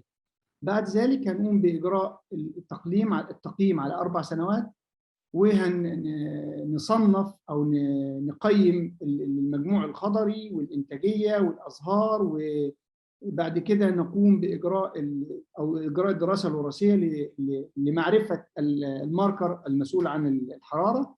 بعد كده هنقوم بتحديد افضل 5 اصناف من 5 الى 10 اصناف او خطوط تربيه، ونقوم بتوزيعها او بالتوصيه بها للمزارعين.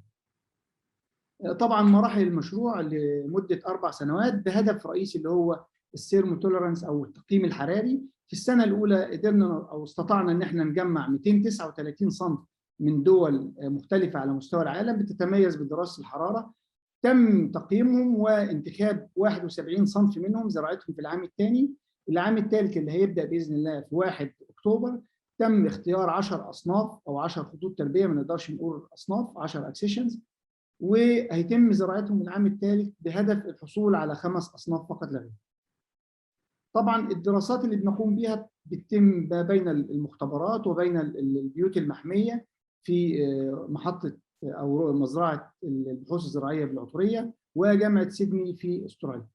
طبعا بنقوم بدراسات تتعلق بالدراسات او الصفات المورفولوجيه او الخارجيه للانواع النباتيه اللي عندنا، وحاجات متعلقه بالجينوتايبنج او الوصف الجيني للانواع اللي عندنا. طبعا فيما يتعلق بالمواصفات الظاهريه او المورفولوجيه، كل ما يتعلق بالازهار، عدد الازهار، عدد الكلاستر اللي موجوده، كم ظهر حبوب اللقاح، حيويه حبوب اللقاح، معدل عمليه التلقيح او معدل تكوين الثمار، جوده حبوب اللقاح، عمليه الاشكال بتاعه حبوب اللقاح نفسها. طبعا عمليه التقييم بتتم بفريق متخصص من اداره البحوث الزراعيه، قسم الموارد الوراثيه وقسم البحوث النباتيه والهندسه الوراثيه وجامعه سيدني في استراليا. بتتم داخل المختبر في الحقول الارشاديه، وعندنا فريق متميز جدا من المواطنين والمقيمين بيقوموا بالعمل ده. طبعا من ضمن الحاجات اللي بتتم ان احنا بنقيم استساغه او جوده الثمار اللي عندنا في المختبر. طبعا القراءات اللي تمت على الثمار اللي عندنا، الماده الصلبه الكليه، عدد الحجرات او عدد الغرف اللي موجوده داخل الثمار، عدد البذور في الثمره، الاحجام والاوزان بتاعه الثمره، السكروز، البرولين اللي موجود. طبعا من ضمن الحاجات اللي تم استخدامها في المشروع في السنه الاولى والثانيه واللي بنوصي بها بشكل كبير جدا استخدام النحل الطنان في عمليه التلقيح. احنا استخدمنا النحل الطنان في العام الثاني. في العام الاول كنا بنستخدم عمليه الفايبريشن او الهز. طبعا كان في فرق كبير جدا نتيجه لاستخدام النحل الطنان، واستمر معنا في البيوت الشبك لمنتصف شهر يونيو. طبعا الدراسه الوراثيه هتتم على السنوات المختلفه. في العام الاول استخلصنا الدي ان ايه من ال 239 صنف، وفي العام الثاني على ال 71، وفي العام الثالث هتتم على ال10 اصناف. في العام الاخير هتتم على ال5 اصناف النهائيه عشان نقدر نعمل السناب والكاسبر بتاع العينات. طبعا دي بعض القراءات اللي احنا اخذناها، زي معدل الاسمار او معدل تحول الازهار لاسمار خلال فتره الصيف بشكل اساسي من شهر 4 الى منتصف شهر يونيو. استخدمنا انواع مختلفه من الطماطم، يعني احنا استخدمنا طماطم شيري، استخدمنا طماطم بيف توميتو، استخدمنا الاحجام المختلفه، استخدمنا الوان مختلفه من الطماطم، ما اكتفناش بنوع واحد. استخدمنا الطماطم المحدوده النمو والشبه محدوده والطماطم الارضيه عشان نقدر نوصل لانواع صالحه لعمليه الزراعه. طبعا اوكي. طبعا المشروع الثاني اللي هو تحسين تقنيات انتاج الخضر في الزراعه المحميه، وده مشروع ممول من شركه ميتسوي في دوله قطر. والمشروع ده بهدف تعظيم الاستفاده من الموارد المائيه للدوله وانتاج او التوصيه بمقترحات زراعيه للمزارعين. طبعا خلال المشروع ده قمنا بالعديد من التجارب والعديد من التوصيات، من ضمنها الزراعه باستخدام الهيدروبونيك، التربيه على فرعين. حفظنا حوالي 230 صنف كبذور في البنك الوراثي. طبعا استخدمنا نظم الري الحديثه، استخدمنا نظام التطعيم بالاوتوماتيك تطعيم الآلي. طبعا من ضمن المشاريع الاخرى اللي تم ادخالها اللي هي الايكو اجريكلتشر او الايكولوجيكال اجريكلتشر.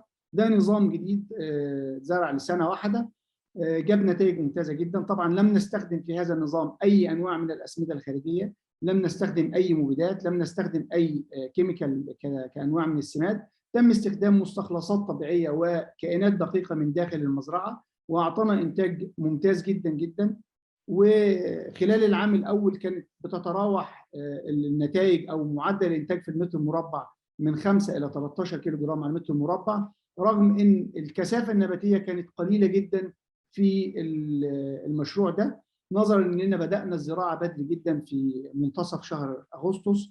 وطبعا الزراعة تمت في البيوت الشبكة العادية، وبإذن الله يكون للمشروع ده مستقبل واعد، يعني لأن النتائج كانت ممتازة جدا، واستمرت المحصول لمنتصف شهر يونيو أو بداية شهر يوليو. وأشكركم لاستماعكم. طبعا ما ننساش نشكر الجهات المشاركة معانا أو الدعمة، إذا كانت الوكالة الدولية للطاقة الذرية، شركة ميتسوي، جامعة سيدني، الصندوق القطري لرعاية البحث العلمي، وطبعا الزملاء في الأقسام المختلفة اللي مشاركين معنا في المشاريع المختلفة. شكرا جزيلا. شكرا دكتور سيد العزازي على هذا الطرح والتوضيح. وننتقل إلى المتحدث الآخر من جامعة أريزونا. يزرع البشر حوالي 150 نوع من النباتات الصالحة للأكل تقريبا في جميع أنحاء العالم، ويقدر أن 30 نوع فقط من النباتات هي التي تشكل الغالبية العظمى من وجباتنا الغذائية إلى حد ما. وهذا يفسر ممارسات التفاوت الغذائي بين البشر. أيضا الاستخدامات التجارية للمحاصيل الجديدة والنباتات البرية ذات الأصل المحلي لديها القدرة على تنويع إنتاج الغذاء وتمكين التكيف المحلي بشكل أفضل مع البيئات المتنوعة التي يسكنها البشر. لذلك فإن الدكتور جيسوس مانويل جارسيا سيقدم لنا الآن طرحه بعنوان دمج المحاصيل الموروثة المحلية التقليدية والنباتات المحلية الصالحة للأكل في أنظمة غذائية صحراوية أكثر مرونة. الدكتور جيسوس هو الرئيس المشارك لمجلس إدارة Friends of Houston. Thank you very much. Good morning, Arizona. Good evening, Qatar. It is my pleasure to be here with you presenting our projects from Arizona here in the Sonoran Desert, and a great privilege to be able to share with you this information. As you have seen, a lot of the presentations are highly scientific and quantitative. In our case, we have a slightly different approach, a more culturally oriented, I would say ethnographic and ethnohistorical approach to reviving many unique crops that have been part of this region for millennia. And I will give you a overall information that relates back probably thousands of years and how these crops can potentially be a great product to mitigate problems in the future, whether it's climate change, lack of water, or lack of diversity for that matter. So with this, I'd like to present to you a little bit of our approach. I would call it a hands-on approach. As I mentioned before, a little less quantitative and scientific, a little more cultural and ethnographic, but in the future, as we increase the diversity of crops, we hope to continue integrating, as has been mentioned before, technology, as we have a little bit of obviously drip irrigation, even drone technology and GIS technology as we develop some of the areas where we are growing our crops. So first of all, let's acknowledge we have the Mission Garden. It's a place that I'm going to talk about how we developed this program here, and also the Arizona Sonora Desert Museum, which is an over 60-year-old institution that incorporates a lot of the presentations of plants and animals of the Sonoran Desert. But in this case, we are going to concentrate on foods, native foods and traditional foods. As you will see, some of these foods will be very familiar for anybody living in the Middle East or around the Mediterranean. So first of all, this is the geographic context that I would like to bring into the presentation. So we're talking about northern Mexico and southwestern United States, the region that we call the Sonoran Desert. But this region is actually part of a graded complex that it's been named by anthropologists as Arid America. This is a very large region, as you can see, covering most of northwestern Mexico and a great part of the southwestern United States. Some people refer to this as the Greater Southwest. If you notice, this is also located just north of one of the other cradles of agriculture in the world, Mesoamerica. So this gives you an idea where we're located and what we're talking about. So this region, as you can see now, the political divisions. So we have two countries, the United States and Mexico, and several states, 2 states in the United States, the southern part of California, the southern part of Arizona, and then 3 states in Mexico, the state of Sonora, Baja California, and Baja California Sur. So that's the region that we are referring to when we talk about the Sonoran Desert region. As it's been mentioned before, this region has a tremendous history of human occupation and more so human agriculture. And to this date, right here in southern Arizona, there's been enough archaeological studies that prove that humans have been cultivating these valleys continuously for more than 4,000 years. So that gives us a good set of information how the great tapestry of the variety of indigenous groups that have lived in this area have utilized the natural environment to obtain their food resources. And this is what we're relying on to bring back this traditional knowledge to hopefully adopt it to our present and future conditions. So the group that I'm mostly will talk about is right where you see in the center part, you see Tucson, Arizona right there. And we often talk a lot about the Tohono O'odham. That would be the indigenous groups that is present in this area. Again, 1,500 to 2,000 years ago, people were cultivating agaves or magueyes, as they're known in Spanish. And they were a very important arid adapted crop that would have been quite elaborate to produce, but great source of sugars and nutrition for the local people living in this area just about 2,000 years ago. And to give you a sense of what this environment looks like, this is our typical view here around Tucson, Arizona. The dominant plant here, you can see this majestic columnar cacti called the saguaro, being one of the most common plants, as well as many, many other cacti, as well as legumes that I will mention later on. But yes, we live in a desert, and it happens to be one of the most diverse deserts in the world. Yet we have aridity. As I mentioned before, the approach that we're doing to our project is very much ethnographic and culturally oriented to understand the varieties of crops and sources that people have used over millennia to find their food. So this is a calendar that represents the Tohono O'odham culture and how they depended throughout the year, as you can see, corresponds to a Western calendar, but their calendar really corresponds to whatever the environment was providing during the season, whether it's winter, summer, fall, and what crops and what food sources are available. So this is an example of how the saguaro cactus during the season, which is May, June, and July, when the cactus flowers and fruits, and how the fruit is harvested the traditional way. It's very difficult, it's very tall. It can be sometimes 12, 15 meters tall, but you have to use these big poles to harvest the fruit. The fruit is incredibly delicious. It produces the time of the year when it's the driest and the hottest time of the year. So we're talking about almost zero humidity this time of the year. And we're talking about 115 degrees Fahrenheit, or maybe 43, 45 degrees Celsius. That food is often processed to separate the seeds from the pulp, and it can be turned into syrup. And the syrup was used for just regular consumption, or in some cases, making fermented beverages.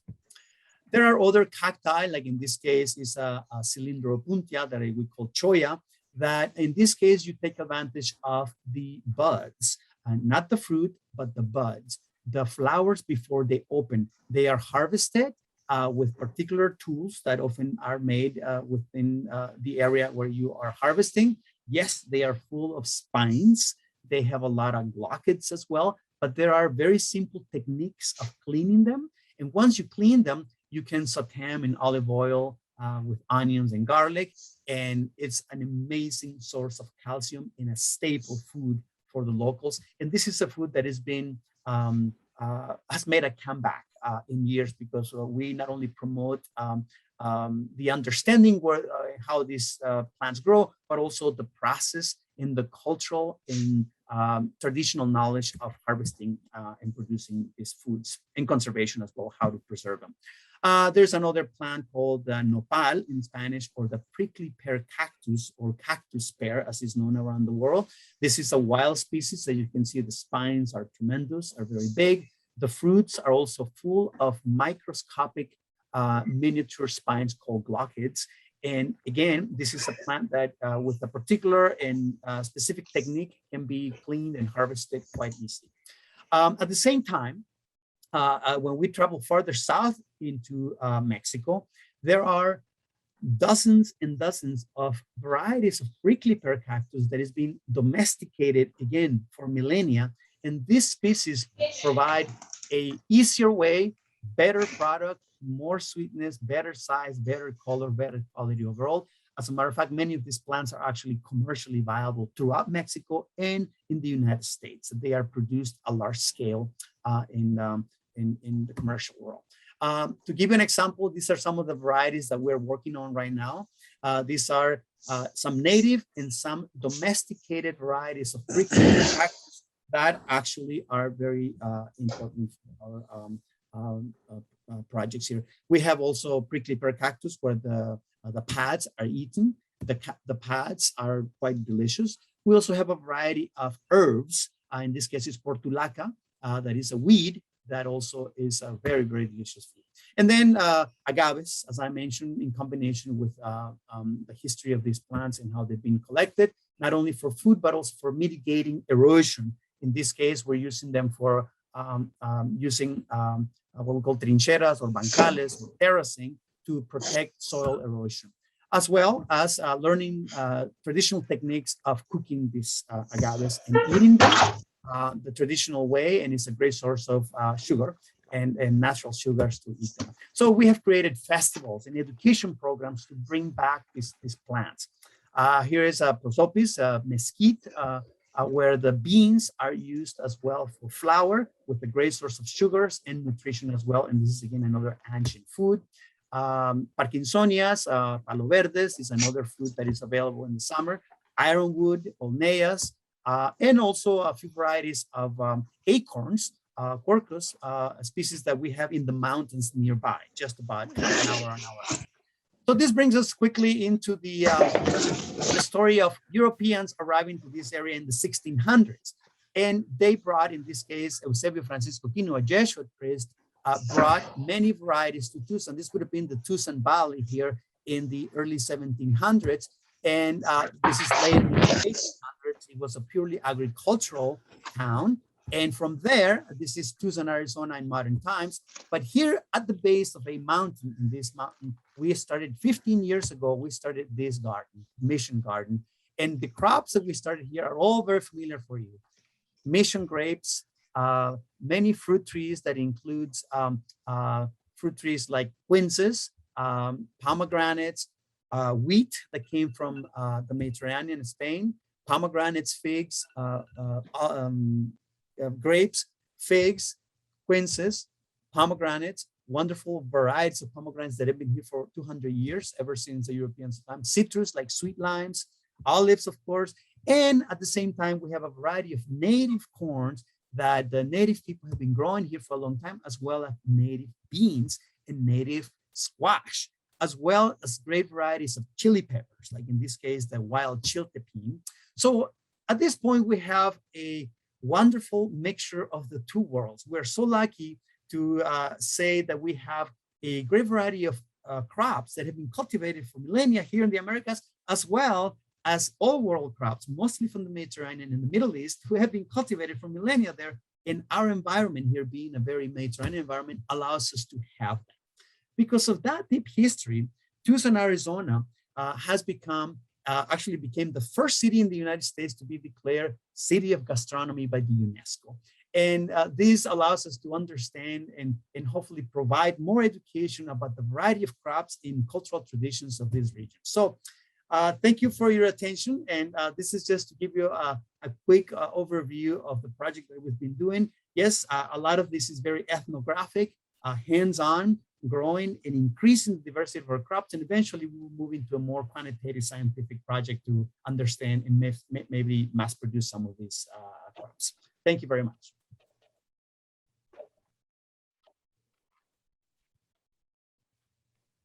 شكرا دكتور جيسوس على هذا الطرح الغني وعلى العرض الجيد للنباتات التي يمكن دمجها في أنظمة الغذاء الصحراوية. وننتقل الآن إلى الدكتور فهد صالح إبراهيم المدير العام لشركة أجريكو ليقدم لنا نموذج شركته في الإنتاج الزراعي المستدام في دولة قطر. فليتفضل سيادته مشكور.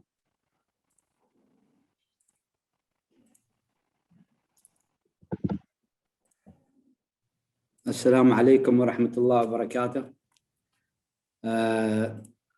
I would like to speak in English. Thank you very much for the organizers and for the attendees.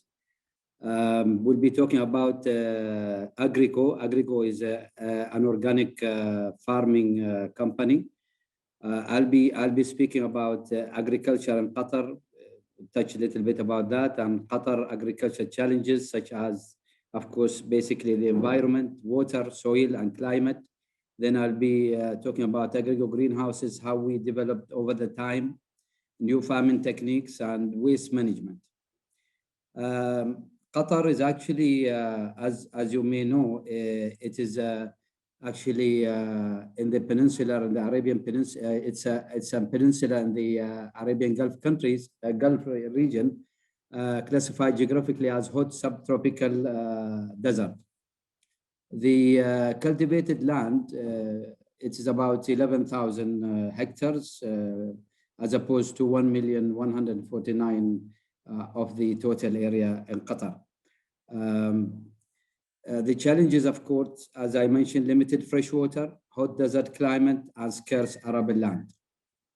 So let's talk about water. Water scarcity is, of course, high water salinity underground, elevated water temperature, and of course, salinity rises every year, maybe like 1 or 2 ppt part per thousand in each year, especially when the pumping is being done heavily. The scarcity of fresh-water resources has led the government to adopt and develop an extensive desalination infrastructure. Desalination and storage, this is what we have in Agrico, one of the stations here. It's high-capacity reverse osmosis water desalination plant. Desalinate water filtered and treat to ensure consistent water quality for irrigation. Of course, the water is stored under shade to control the temperature. We do have irrigation stations, as mentioned by previous colleagues. Of course, it's computerized, where we deliver the nutrients and water to the plants in the grow bags. The scarcity of arable land, of course, predominantly limestone here in Qatar, and sandy soil is very permeable to water. High salinity as well in some cases. So we really have to develop a hydroponic system to ensure that we don't utilize the land as such. So we have been utilizing the grow bags filled with coconut fiber, and it's working quite well here in Qatar. The coconut fiber, of course, has good water retention characteristics. The hot subtropical desert is actually very humid here. We got very humid summers, sometimes it's near to saturation, and mild winters with minimal rainfall, and sandstorms is very common here as well. When Agrigo started, they've actually copy-paste greenhouses from Europe and China. It didn't work well. They had to do some bit of modification, so much modification, for the greenhouses. Because actually this one, whatever they have copy and paste here, does not really help to get the humidity out of the greenhouse, and it doesn't help to actually reduce the temperature in the greenhouse because of the nature of the material used in the greenhouse. So with the support of our workshop in-house, we fabricated and we manufacture materials that can help and assist to reduce temperature in the greenhouses. We recently have also added to our workshop sandwich panel factory. We produce our own sandwich panels. I'll tell you why. So if you see the image to the left, to the bottom here, we've changed completely our greenhouses. Now the shade is actually operated by motors, and it's called دكتور بعد إذنك لا نرى العرض التقديمي بعد إذنك، إذا ممكن بس تعمل شير للسكرين. تمام، ممكن الآن شوف؟ لا حضرتك اضغط على زر الشير سكرين ومنه ضغطت. سبحان الله. الآن؟ لا يظهر. اوكي أيوة. الآن زين. أيوة أرجع نعم. من البداية ولا؟ لا حضرتك كمل، تفضل بعد. تمام. So I apologize actually if you can see my presentation. ممكن تشوفني الحين؟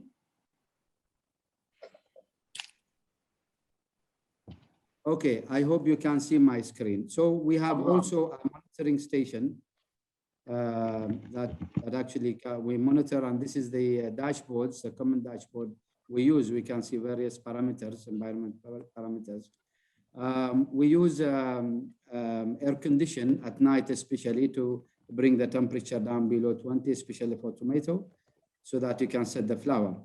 We have allocated various ventilation fans and cooling pads of various nature to just control really the humidity and the temperature in the greenhouse. Of course, now we are able to produce throughout the year. Although in the summer the production dropped down a little, but Agrigo is able to produce throughout the year. We have developed this kind of greenhouses whereby we have two greenhouses operated by or cooled by cooling pad. In the middle here, the air as it comes from greenhouse is utilized to farm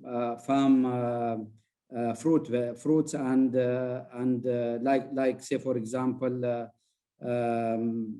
banana, papaya, and also mango. We have developed also greenhouses, net greenhouses over the time. Now we are able to produce about 9 months per year. In this case, this is a melon, or sorry, cantaloupe, farmed in net house. This is another net house we've developed quite a huge area here in Qatar. Of course, we have designed and built this farm for one of our clients. The production is quite good. This is actually some of these now been turned to cooling pads. This is one of the net houses also. This particular picture was taken in June. We have also introduced hydropods where the water and the fertilizer is actually delivered by gravity, and so only go into these hydropods when the plants actually reduces the water by absorption from the hydropods. We have tested these hydropods and produced melon, rock melon, cantaloupe, and also some beans.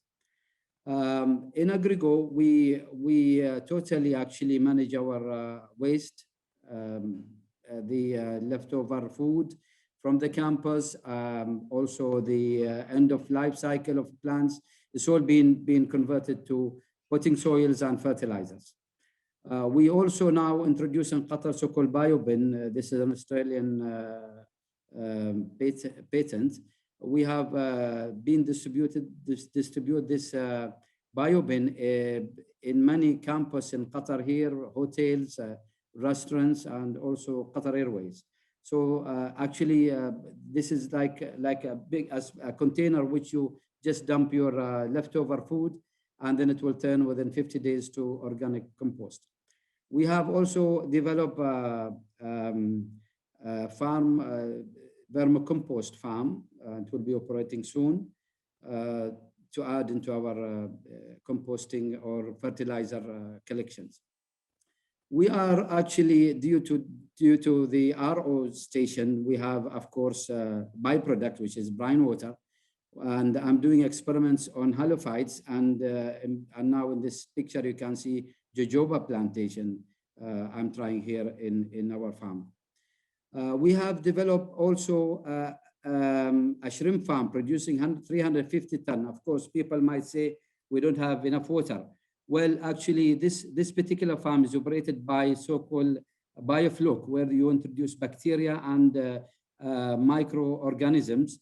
These microorganism community, they actually consume all the biological waste created by the shrimp and clean the water, meaning that there is zero water exchange. This is the farm from inside. This farm will produce 10% of what Qatar needs. Qatar actually import 3,000 tons annually of shrimp, and this will produce 350 tons. We use aquaponics. We have developed aquaponics, first aquaponics in Qatar. This is NFT system, and this is DWC, deep water culture. We farm all leafy vegetables, mint, lettuce, and everything.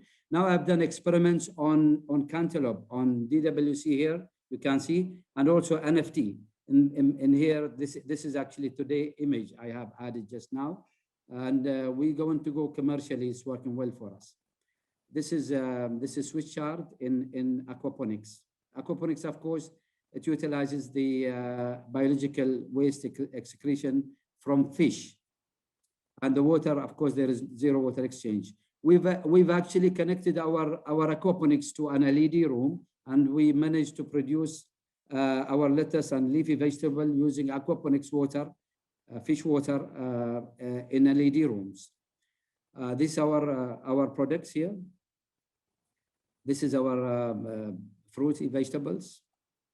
And now we are using our hydroponic knowledge to produce also fodder and barley fodder and wheat fodder for our animals. And thank you very much.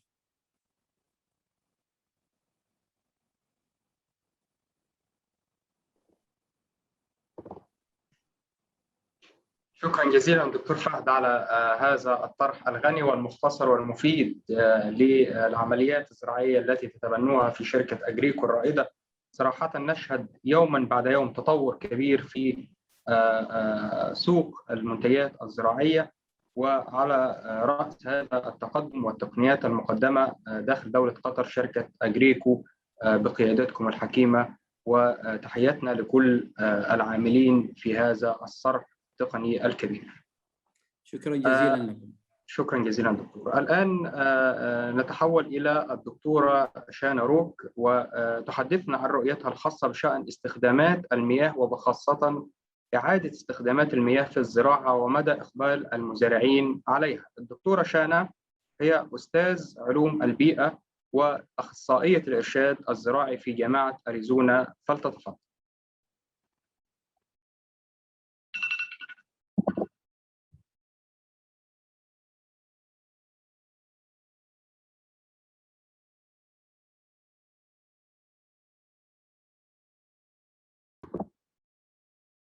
Dr. Shana, you are mute. It'd be helpful if I was not on mute. So thank you so much for the opportunity to speak to you all today. I'll try to get us back on track a bit. And also I want to talk about switching gears a bit related to an alternative water source that's yet to be talked about today, using advanced treated recycled water, secondary or tertiary treated water that's coming from a wastewater reclamation facility as an alternative water source to supplement surface water and groundwater usage, specifically for agriculture. So we partnered with a number of different institutions across the US, funded by a project out of the USDA called Conserve. If you all go online and Google Conserve Water for Health, you can be able to bring up our project. But basically, it was bringing a lot of scientists together and extension specialists together across the country to address some of the challenges that face producers with specifically using alternative water sources.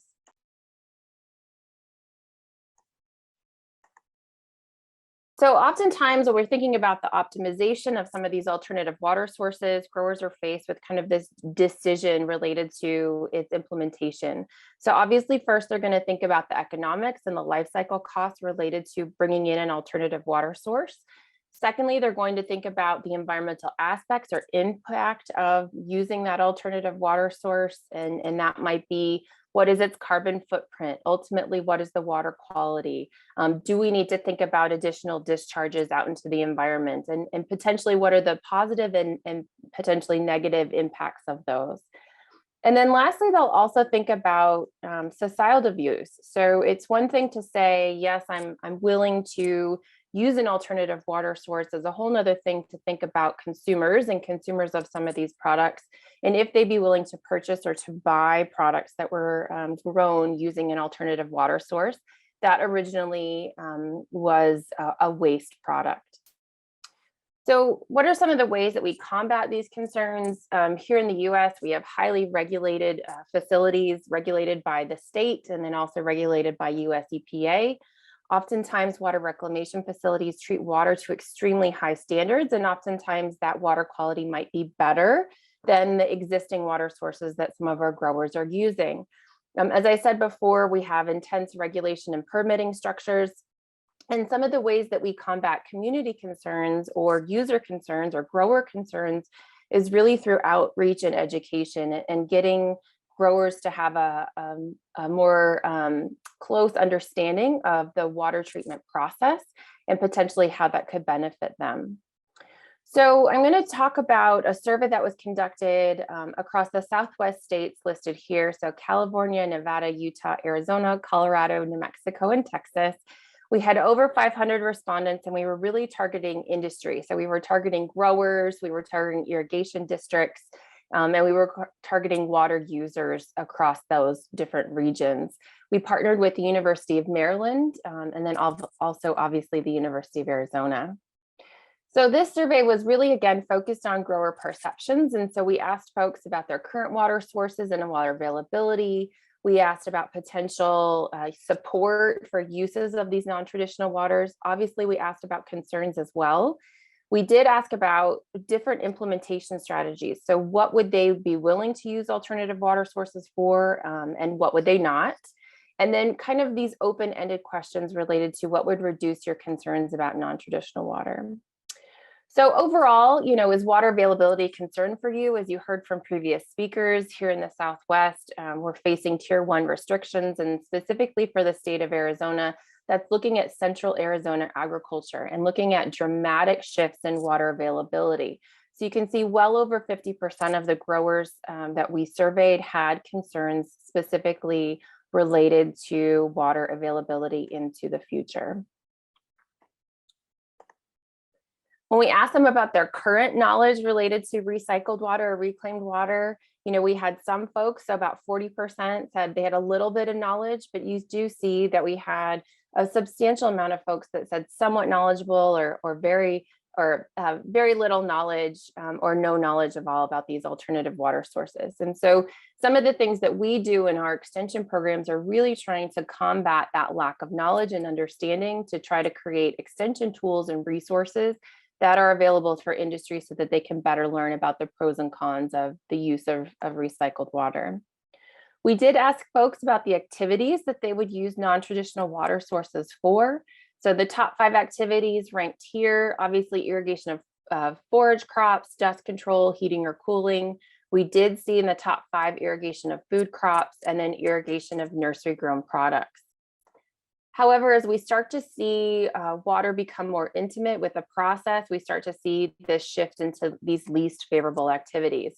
So some additional activities were orchard irrigation, equipment wash water, But really, when it came to things like produce washing, hand washing, and irrigation of nursery produce, those ranked lower in the favorable activities category. Additionally, when we looked at the size of acreage that a grower might specifically have, we broke this up into 0 to 10 acres and then upwards of these larger acreage growers. And what we see is that smaller growers may be more willing to accept some of these non-traditional irrigation water sources than some of the larger growers. And that might be potentially due to the quantity, obviously availability and scale. But we also have questions related to what are some customer drivers and regulatory requirements. Currently in the US, we have the Food Safety Modernization Act that regulates the produce grown, specifically related to the safe handling of produce and distribution of produce in the US. This is the first time that we have national regulation about the way that produce is grown and processed and distributed across the US. And so because of that, lots of these larger growers are now under this regulatory framework. Some of these smaller growers are considered exempt. And so maybe because they're considered exempt, they are more willing to take on potentially riskier activities. We did also ask people about implementation strategies. So a great number, 78% of growers supported the use of recycled water or non-traditional water. However, of that 78%, only 19% of those folks actually said that they had that water available to them. So again, they're willing to use it, but it's not available to them. So how can we now create connections between growers, irrigation districts, and then water reclamation facilities that are producing water and trying to get that to a beneficial use? 85% of growers said that they would use non-traditional water sources if at the same quality or better as their current water sources. So that's really great. But that also tells us that they might not necessarily understand the quality of water reuse and recycled water at the facilities that is currently being generated. So certainly we have work to do. And then over 2/3 of respondents stated that increasing water or sewer rates to treat water to higher standards would be something that they'd be willing to do. However, only 14% would be willing to pay more if the water quality was better. So again, it's trying to start these conversations about water quality and cost and availability. I think it's a real struggle for growers, specifically here in the Southwest, trying to come to terms with, I am going to have to start paying more for our water resources as they become more limited, and having to make decisions about the crops that they grow, the acreage that they use, the location that they are, and then ultimately the quality of water that they are receiving. So of course, over 2/3 of respondents had concerns about non-traditional water sources, and those concerns largely ranked or were related to quality and quantity, and also cost, as I just indicated from some of those survey results. However, those concerns could be dispelled by providing approval from known and trusted sources. So thinking about regulation, more information about water quality. And so that's certainly something that we do at the University of Arizona. Informational workshops, and then kind of demonstration. So if you had folks that had implemented water reuse successfully, or if we could highlight case studies from other parts of the world, that would make people more willing to accept that and to try that out at their own farm or ranch. It's always fun to see kind of these open-ended responses as well. So what else would reduce your concerns about non-traditional water? So we had folks talk about public incentives. We had folks bring up things like touring of reclamation facilities and treatment plants, and really trying to see for themselves the process and the treatment process and the monitoring process, really knowing who's checking on water, and really trying to have that hands-on component that allows folks to have assurance that the whole system was secure and treated properly. So we face challenges, right? And how do we try to facilitate change and combat some of these concerns, and really trying to encourage that behavior change that we are looking for growers and for society? So some of the work that we're doing right now is really trying to identify with these decision-making agencies what those key factors are that is important for communities that are likely to influence their support. And so I sit on a number of panels for growers, for irrigation districts, for water reclamation facilities, really trying to identify what is the future of water reclamation going to be. And the first step is often trying to identify what's important to people when they're making decisions, and really trying to focus engagement programs on those key areas to address. And what we found is that if you focus on factors such as risk perception and organizational trust, you're more likely to be able to move the level and to exert change on people's risk and trust perceptions. So it's exciting to see these new ways that we are engaging with communities, engaging with growers to talk about risk and to talk about trust. And so the last slide I have is just looking at some of the tools that we've started to develop specifically for, again, those different stakeholders I mentioned. So identifying case studies of new and existing non-traditional water sources. We've created interactive maps across the US, identifying specific projects and specific successes and kind of what that looks like, as well as what current regulatory frameworks exist across the country.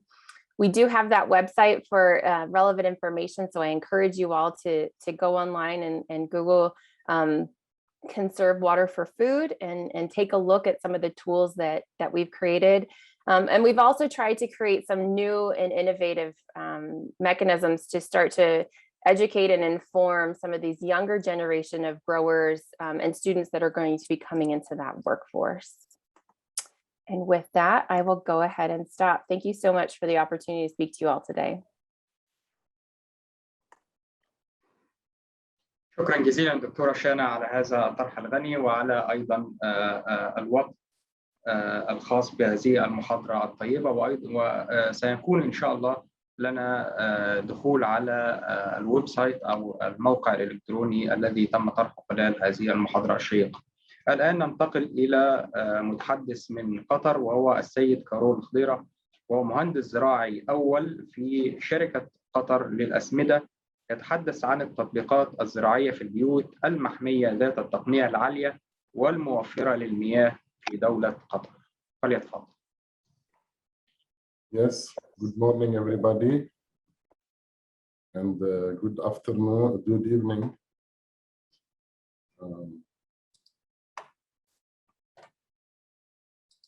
Can you see the presentation now?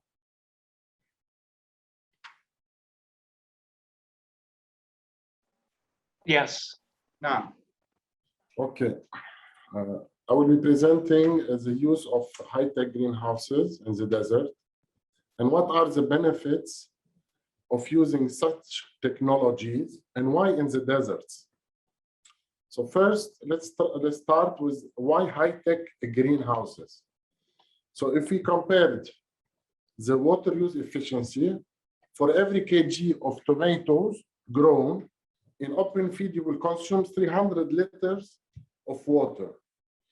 In a fan and pad greenhouse, you will consume 150 liters of water.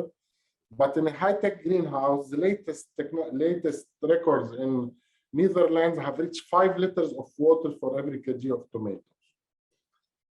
When it comes to yield, the open field average is like 5 kg per meter square. Fan and pad, the record is 40 kg, and in high-tech greenhouses, you can exceed 100 kg per meter square. We even have records in Netherlands and Norway reaching 200 kg per meter square in cucumbers.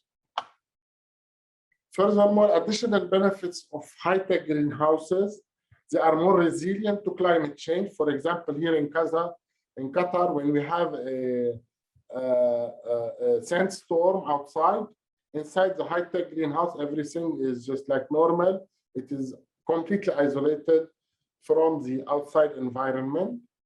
They are more resilient to climate change, and even they protect the plant from heat waves and heavy rains. Also, they isolate the environment of the greenhouse from the wildlife. So if you spray, you make any application, you disinfect, the wildlife, there will be no drifting into the bees and insect communities, and you can preserve the biodiversity around these greenhouses.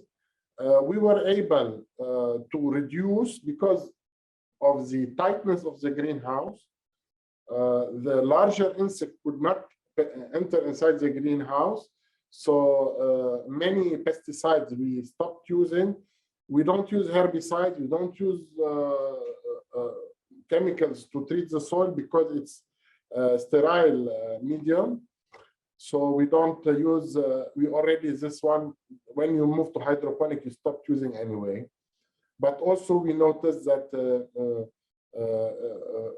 like our colleagues in Agrico, they can even stop using any pesticide and go organic inside a high-tech greenhouse. Also, in the high-tech greenhouse, we can recycle the CO2 that is captured from the power plants and the petrochemical industries. And if we enrich the environment of the greenhouse from 400 ppm to 1000 ppm, we can expect 30% of increase in productivity. When we recycle the water, we also recycle the nutrients. So we consume all the 90% of the nutrients because of the simple fact of recycling the water. And also the high-tech greenhouses, they gather a huge amount of data that allows scientists and companies to run artificial intelligence and machine learning and teach robots how to take some task inside the greenhouse. Now, this is the surprise in Qatar we had is why in the desert? Why growing in the desert? How come suddenly in the desert growing is so encouraged? And what happened? First of all, what we are seeing in deforestation from the world, if we, like you see in this photo, if you plant in the desert, it is far better than cutting a forest somewhere in the world and to produce food and ship it all over the world. Also, we reduce the demand on arable lands. We know the topsoil, we are losing topsoil, and there are estimates that we still have 60 more years or 60 more harvests before we lose all our topsoil. We reduce the carbon impact of pooling and shipping the food to countries like Qatar, like GCC countries. The carbon impact is huge. For example, a lettuce should be cooled and transported by airplane to Qatar, enable for us to eat it. Why not produce it locally and reduce this carbon impact? We reduce the carbon, the food waste from shipping the products also. A lot of food is wasted in the shipping process. Also, we create social impact by creating more jobs for the local communities. Locally grown food is healthier. Why? Because we have witnessed it. We harvest sometimes at 6 a.m., 12 noon, the product is already in the market. You see this tomato in the photo, it was harvested. This is how we harvest the tomatoes in our high-tech greenhouse. And they have a tremendous shelf life. They can stay up to 3-4 days, and they don't need to stay longer. But when we ship the products from overseas, they are picked almost green and transported to withstand 1 month of shipping. For example, for tomatoes, we noticed that the amount of antioxidant and nutrients inside the locally produced vegetables is almost double. It also, local production, contribute to food security. For example, in world disturbance like the COVID-19. And also we noticed that we can do high-tech greenhouses in the desert if we coupled it with solar panels. And where is the best place to install solar panels than where the sun really shines? We have like a tremendous 12 months of sunshine in the deserts. And also one more point is that the amount of radiation is very good for production. So this amount of radiation, we can produce 12 months without using any LED light at all, and with a continuous production of 12 months per year. And the amount of radiation allows us to make a plant density double from places with less radiation. We reach a record of 4.5 or 5 plants per meter square of tomatoes in our project. So this project was a collaboration between Yara, my company Kafco, and Hassad Food. We renovated a fan and paddy greenhouse, and we created a completely closed system with CO2 enrichment, with recycling, and we also, when we cool, we condense water from the air, from the greenhouse air, and this condensate is also collected and recycled. The biggest challenges in the construction were to make a good design between the HVAC companies and the greenhouse construction companies, and also adapting the system to the local conditions. The first year of result, it was almost perfect climate, and we reached all the set points. Even in July, as you can see, the set point of 22, 23 degrees Celsius was achieved when outside temperature was 45 or 46 degrees. The productivity, we were really amazed by the productivity. We reached 62.5 kg per meter square, and this was just the first year of trials. And for the water consumption, we reached 26 liters per meter square. Now, the biggest challenge, the biggest consumption was the power consumption. It was 1.1 megawatt hour per meter square per year, which is a big amount. But considering the small size of the greenhouse, it was 800 meters square. A lot of optimization can be done, and I will describe one of these optimizations. The operational challenges were mainly to find the right balance, because all these systems were developed like in the Netherlands or in the northern countries, these technologies. They were not really developed to deal with the huge radiation and humidity that we encounter here in Qatar in the summer, but everything went well. We still have a problem with calcium deficiency in the summer months, June, July, and August.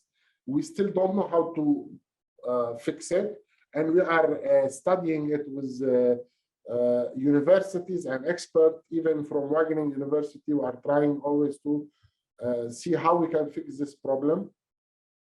Even if you keep the temperature inside the greenhouse 22 degrees, under summer radiation, we always have deficiency. So we give the perfect recipe and we give the perfect temperature and humidity, still we see calcium deficiency. We are trying to see how to optimize this problem. For the future steps, we are working with Hamad bin Khalifa University to reduce the power consumption, and one paper was submitted about making a predictive management, energy management, and the results are very promising.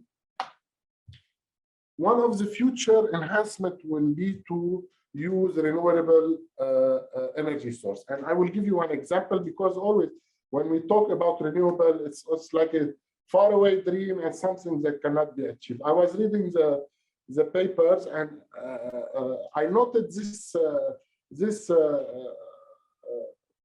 announcement a year ago, that Qatar is really now developing 800 megawatt of solar panel plant. And it's already, I think the project will be commissioned by end of 2022. So it's a done deal. So I wanted to do this exercise to see how much can we grow, how much food can we grow with 800 megawatt of solar power plant, which is a done deal. So if I consider that we optimize the energy consumption of the greenhouse to 0.6 megawatt hour per meter square per year. Please, in 1 minute. Okay. We will reach, we will be able to power 3 million meter square of greenhouses, and these 3 million meter square of greenhouses can produce 75% of the power of the fresh vegetable needed in Qatar. So imagine the dream is not a real dream, it's something that we can achieve. The power is there to make a sustainable greenhouse, high-tech greenhouse production in Qatar. It just needs a decision, and these are the data that we can put in front of all the responsible. Maybe they can make such a decision. And thank you very much.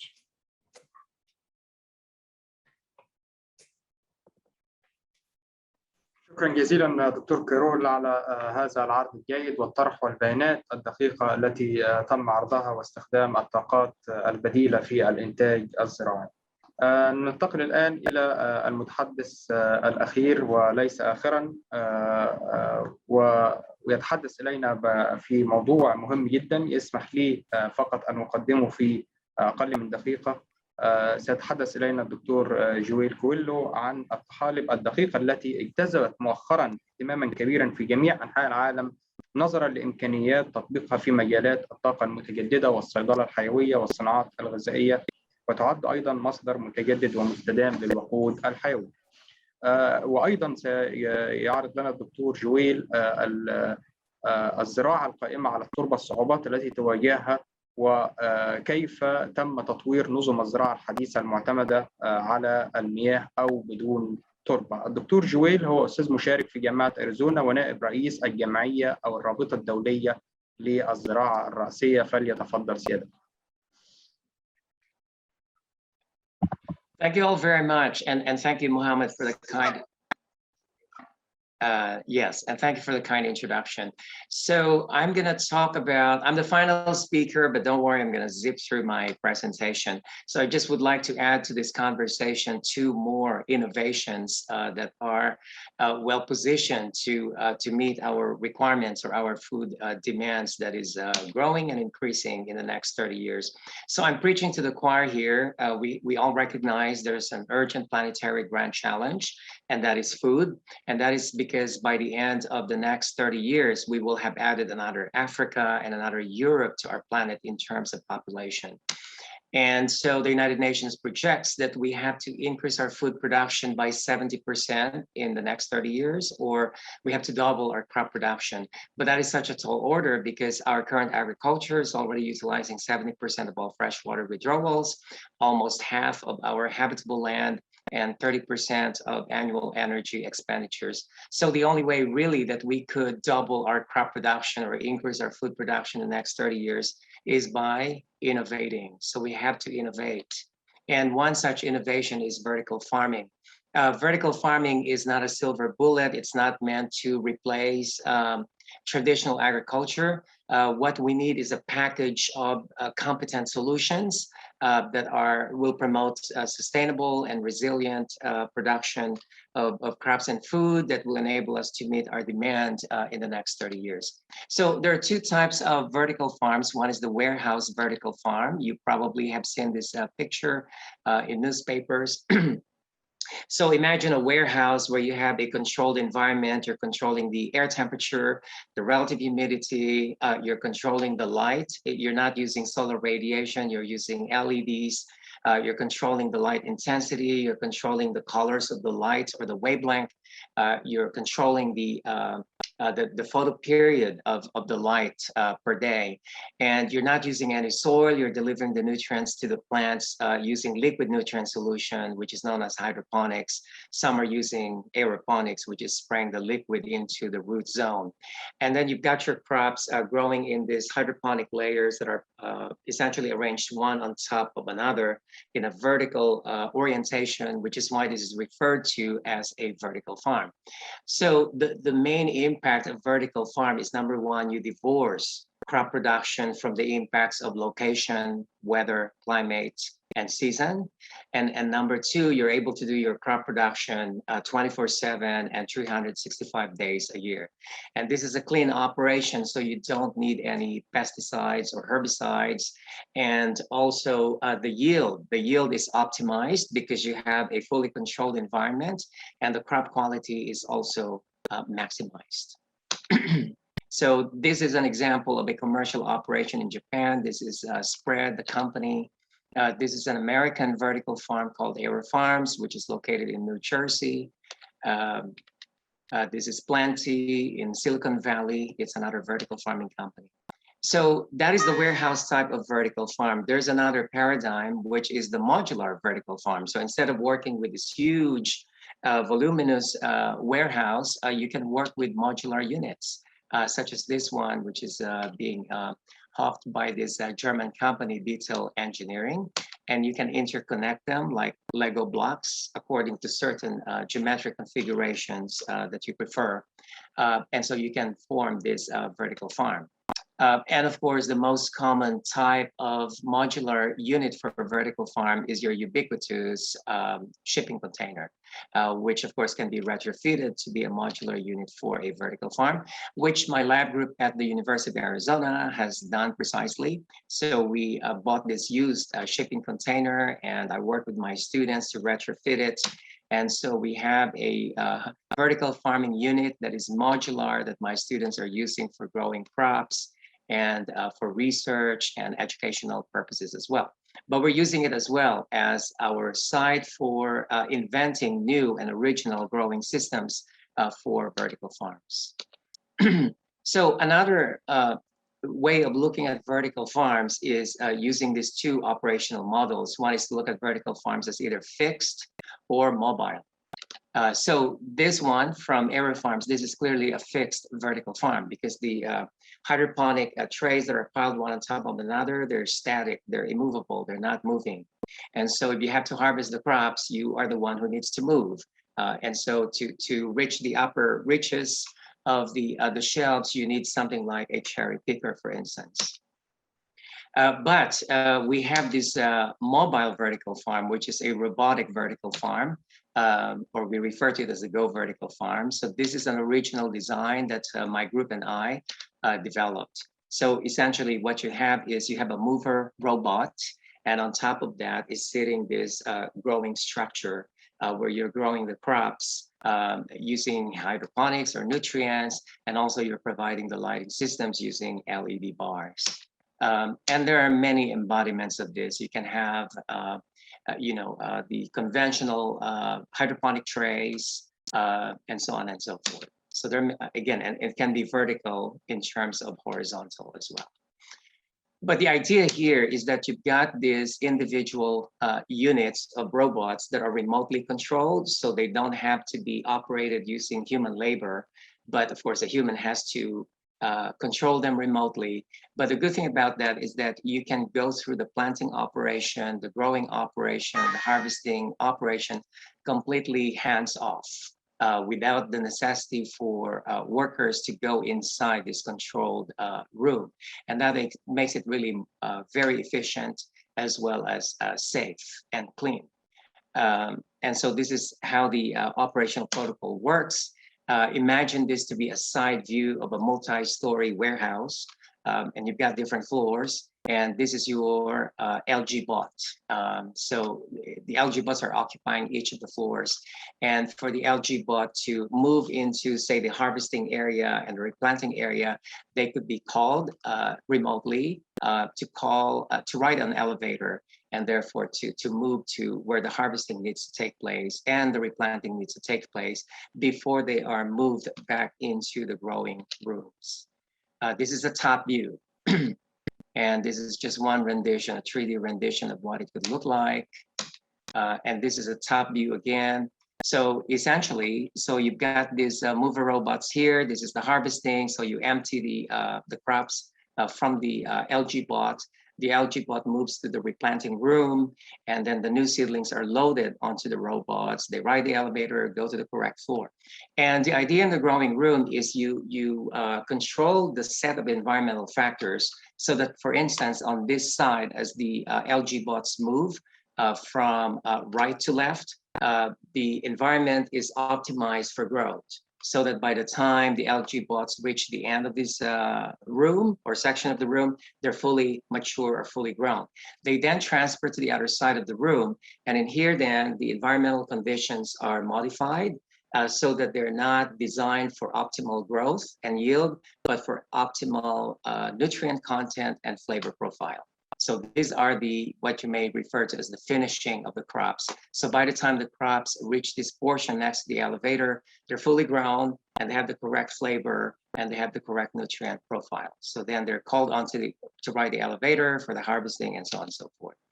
And of course, this implies, or implicit to this, is using data analytics and artificial intelligence so that you can really monitor the different environmental factors and then discern the patterns of their levels that would translate into maximum or optimal yield and optimal flavor profile and nutrient profile.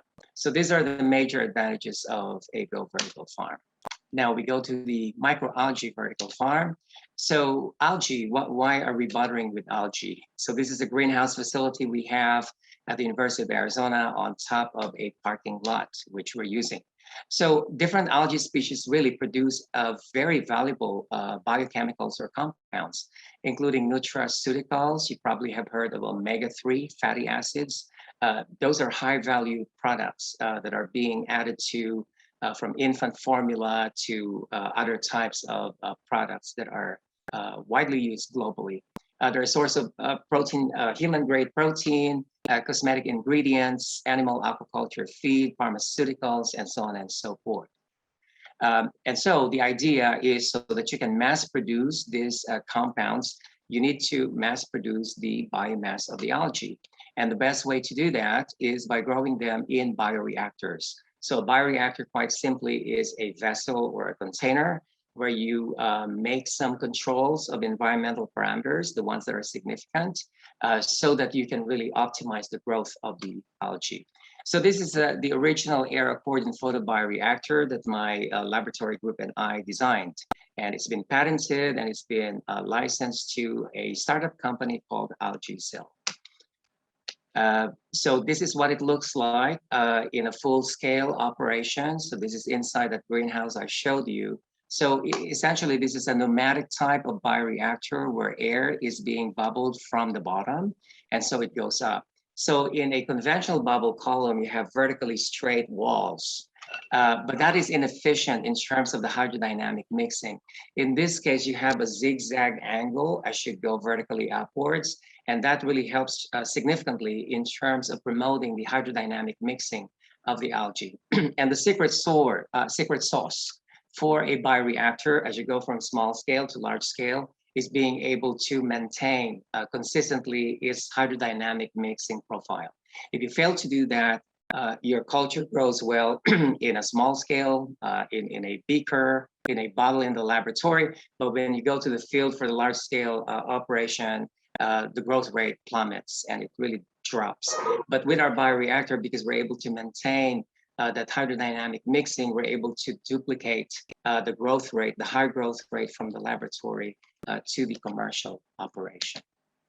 These are just the parameters or the variables or the metrics that we tested to be able to establish the significantly better mixing profile of the air accordion as compared with conventional bioreactors.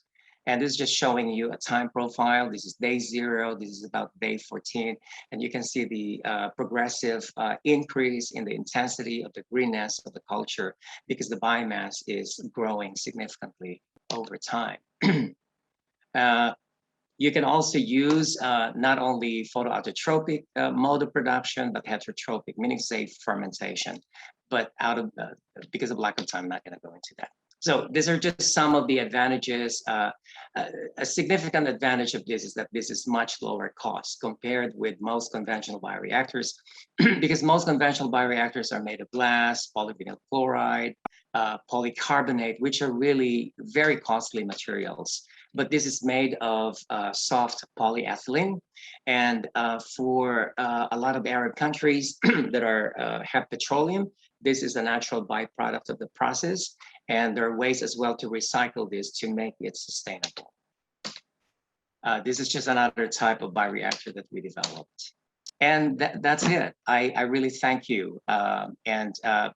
Today we've heard a plethora of innovations and technologies and strategies and approaches for growing food sustainably and in a resilient manner in arid lands. And so thank you so much for all the speakers. Back to you, Mohammed. Thank you.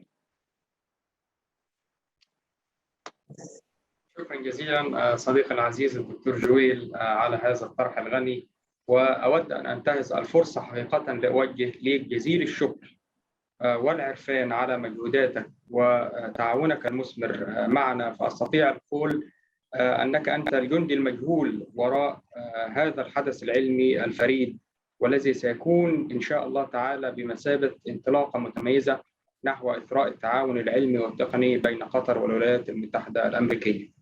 تحمل دكتور جويل رسائلي المتعددة والاتصالات المتكررة والواتساب وجميع وسائل التواصل الاجتماعي، ليس فقط خلال التحضير لهذه الندوة بل عبر محادثاتنا ونقاشاتنا المستمرة الفترة الماضية منذ أن تقابلنا في المملكة العربية السعودية عام 2012.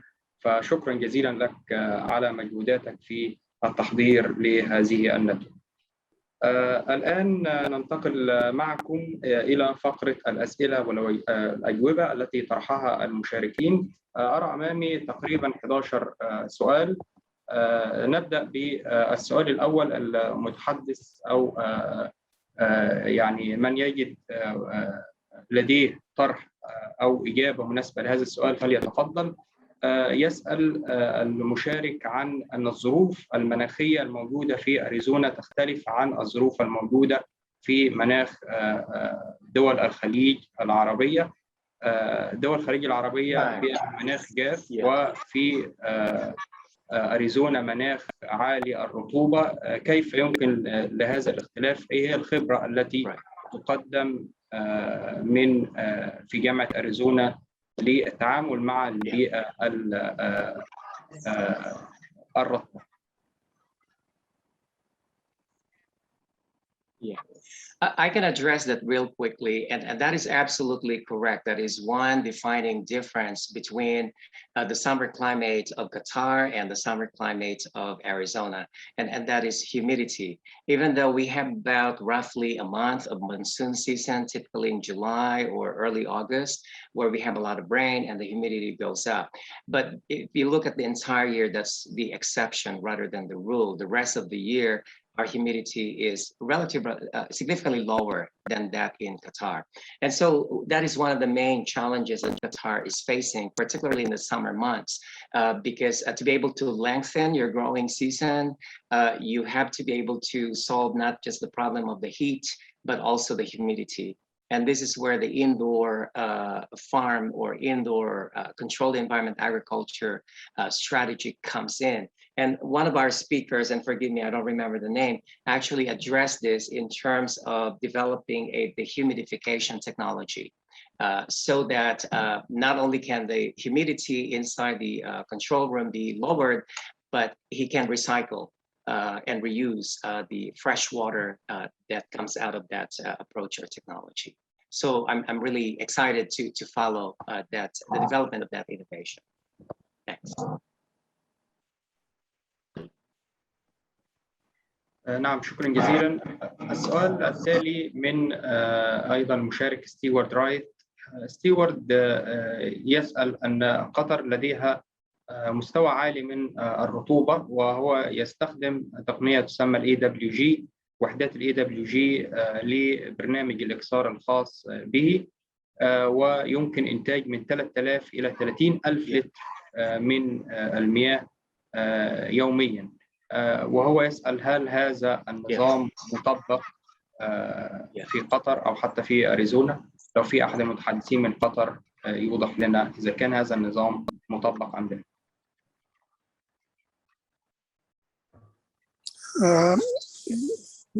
بالنسبة لهذا النظام غير مطبق حاليا، وهو من الأنظمة التي صراحة مهتمين بها ونرى لها مستقبل، ولكن تحتاج إلى نوع من التجريب والتأكد من جودة هذه المياه، لأن احنا نعرف أن يعني الدولة محاطة بكثير من الأنشطة الصناعية والتي تتطلب التأكد من جودة هذه المياه، ولكن هي أحد التقنيات الواعدة التي نتطلع لها. شكرا. شكرا دكتور مسعود. دكتور جويل، أعتقد لك مداخلة على هذا السؤال أيضا.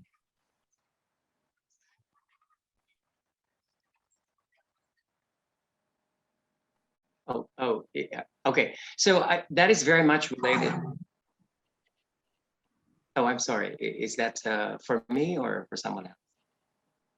I was just going to say that. Yes. So I was just going to say that that's very related to the first question that I answered.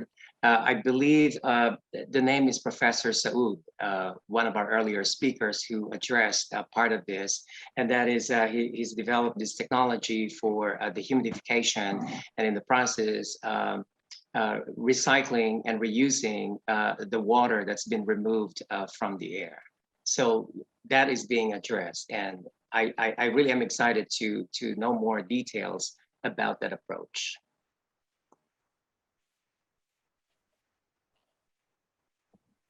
نعم، شكرا جزيلا. أيضا سؤال يتحدث عن water diffusion in cold season in order to prevent problems related to excess water and avoid damage of road, then decreasing yields. How the system is intelligent to manage the water diffusion in cold season? طبعا للإجابة على مثل هذا السؤال يحتاج إلى تجربة هذا النظام في الظروف الباردة. طبعا في دولة قطر لن تصل البرودة إلى البرودة التي يعني ممكن تؤثر على الديفيوجن، ولكن ممكن هذا النظام يطبق في البلدان الباردة التي تصل بها درجات البرودة إلى درجات يعني منخفضة كثير، ومن ثم الحكم على هذا النظام. أما في تجربة دولة قطر لم نعاني من هذه المشكلة خلال الموسمين. شكرا دكتور مسعود على هذا التوضيح. أيضا سؤال آخر is about the maintenance of the system. How the system might be maintained to prevent cool meter problems when fertilizer used frequently.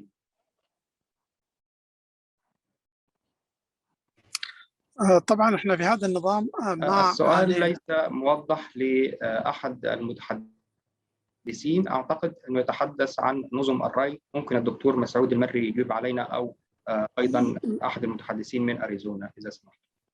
نعم، أنا أعتقد هو يقصد نظام البيور ديفيوجر، هل هو راح يتأثر مع كثرة استخدام الأسمدة. طبعا احنا استخدمناها على موسمين ولم نجد أي إشكالية، ولكن طبعا مع الاستخدام الكثير قد تكون هناك ملاحظات.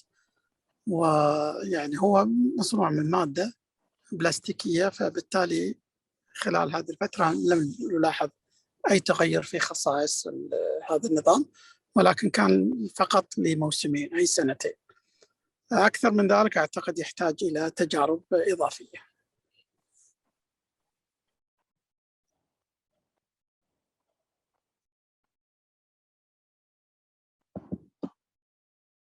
شكرا جزيلا. أيضا سؤال آخر عن غرف الاستنبات من الأستاذ الدكتور هشام الطيب، يسأل عن لماذا لا تستخدم غرف الاستنبات المحكمة في إنتاج الأعلاف داخل دولة قطر لإنتاج أعلاف بكميات كبيرة أضعاف الأرض المنزرعة، وكما قيل تكلفتها من موارد وإنتاج الأعلاف للأبقار والخيول وتكلفة المياه في إنتاجها قليلة. السؤال: لماذا لا يتم تعظيم استخدام أو نشر هذه التكنولوجيا على نطاق واسع في دولة قطر أيضا مع عوامل محدودية الأرض ومحدودية المياه؟ دكتور مسعود إذا سمح. نعم، طبعا هذه الأمر تم تجربته. طبعا الأعلاف الموجودة إنتاجها تكون على مصدرها الشعير، وبالتالي الإقبال عليها ليس بذاك الحجم، لأن أغلب المربين هم يذهبون للأعلاف التقليدية، الأعلاف الخضراء التقليدية، وبالتالي موضوع الطلب هو المحدد الأساسي. تحتاج فترة حتى يتم طبعا تغيير يعني العادات الموجودة عند المربين في التوجه لهذا النوع من الأعلاف. كذلك موضوع التكلفة، يعني صحيح هي توفر المياه وهذا شيء مهم لصناع القرار، ولكن للمنتجين هي تحتاج إلى تكاليف أكثر من تكاليف التي تزرع في الحقول المفتوحة. نعم، شكرا جزيلا دكتور مسعود. السؤال إلى دكتور إدوارد من جامعة أريزونا. سؤال يتحدث أو يطلب المستمع إلى توضيح أكثر عن نوع المجسات والأدوات التي يتم استخدامها في إدارة عملية الري التي تم طرحها خلال محاضرتكم، وأيضا المشارك يطلب نسخة كاملة من المحاضرة إن أمكن أن يتم إرسالها له.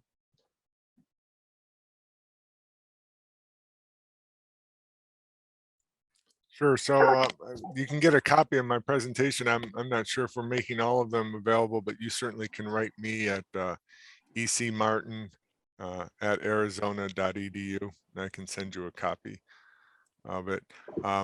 The ones that we've been looking at have been they're called TDR, and basically what they do is they look at the soil moisture in an area around the probe, very succinct area within the soil, and that information is sent back via the World Wide Web to a location where the user can access the data and then make decisions for irrigation. The TDR, time domain reflectometry, is basically looks at the time it takes for a signal to be bounced back. The quicker the signal bounces back, the more water that's in the soil, and so we found that to be very useful for us.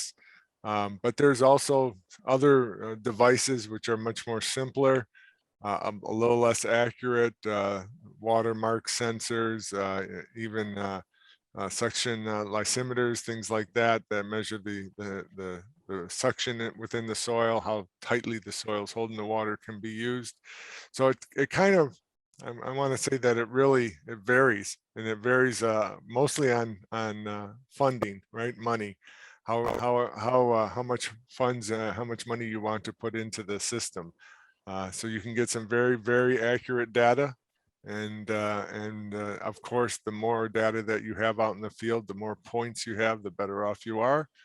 But we've been using quite a bit of that, and it's worked out well for us, for sure. Especially for us, I'm not sure about the weather in Qatar, but here in Arizona, every once in a while, yes, we do get rain. And it's always nice to know how much of that rain actually soaked into the soil and whether or not it's beneficial to the plants we're growing. And these soil moisture sensors really give us a good idea about that, and help us to conserve water and not irrigate when it's not needed.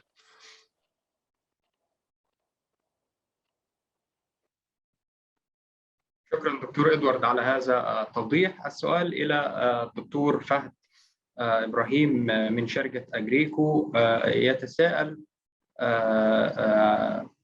المشارك عن النظام الأمثل لتوفير المياه والنظام المستدام لتوفير المياه خلال رحلة أجريكو. ما هو النظام الأمثل لتخفيض أو لحفظ كميات المياه المستخدمة في الزراعة؟ وأيضا يتساءل عن كمية الإنتاج، الكم والكيف للإنتاج، وحصة السوق الخاصة بأجريكو لدعم الأمن الغذائي في المناطق الجافة.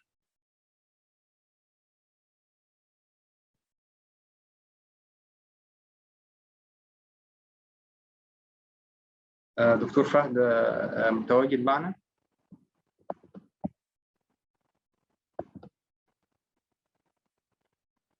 طيب دكتور فهد غير متواجد حاليا، إن شاء الله نحيل السؤال لي عبر البريد الإلكتروني ونحاول نتواصل مع الأخ المشارك لعرض الإجابة عليه. السؤال المطروح حاليا يتساءل عن الخضر المطعومة، وهي تقنية جديدة، ويتساءل أنها أداة ممكن أن يعني تواكب الضغط البيئي وندرة المياه، ويمكن الإنتاج في هذه الظروف، ظروف الضغط الحيوي البيئي على النباتات. هل هذه التقنية الفيجيتابل جرافتنج أو الخضروات المطعومة مطبقة في قطر أو حتى مطبقة في أريزونا؟ نتمنى الاستماع إلى إجابة من قطر وإجابة من أريزونا.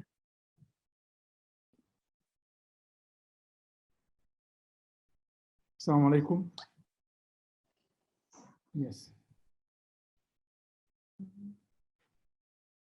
تفضل دكتور عزيز. التجربة فعلا احنا السنة دي عندنا جرافتنج ماشين، اوتوماتيك جرافتنج ماشين اوريدي وصلت لقطر من يعني منتصف العام الماضي، وبسبب ظروف كورونا أخرت التكنيشن اللي هيدرب فريق العمل دي ضمن مشروع تحسين تقنيات إنتاج الخضر. ودي بنهدف منها إن نعمل عملية تطعيم لبعض الشتلات اللي بيحتاجها المزارعين، على أساس إن الوزارة بدل ما إنها بتوزع بذور بشكل مباشر، توزع شتلات مطعمة قد تكون مقاومة للأمراض التربة، قد تكون تتحمل الأصول بتاعتها، بتتحمل الجفاف، بتتحمل الملوحة في بعض المناطق. فدي تقنية جديدة احنا كوزارة البلدية والبيئة هنبدأ تطبيقها بداية من الموسم الزراعي الحالي بإذن الله.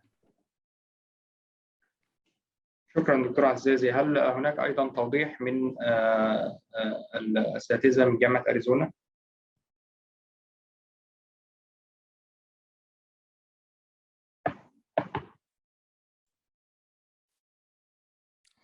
Well, I don't know that I know of widespread grafting, but certainly that is going on. We certainly have that with our tree crops, and we are also.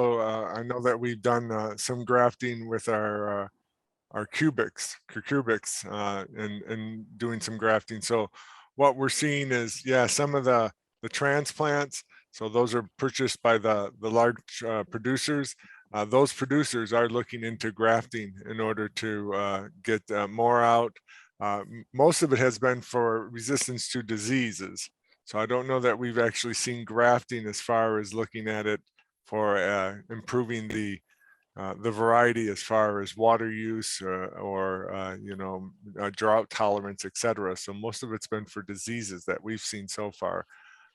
But I haven't seen a whole lot of grafting in our vegetable crops as far as looking at something for improved water efficiency or water uptake.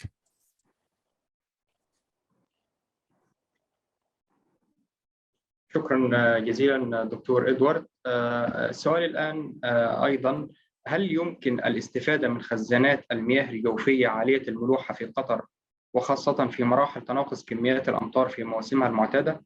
وشكرا.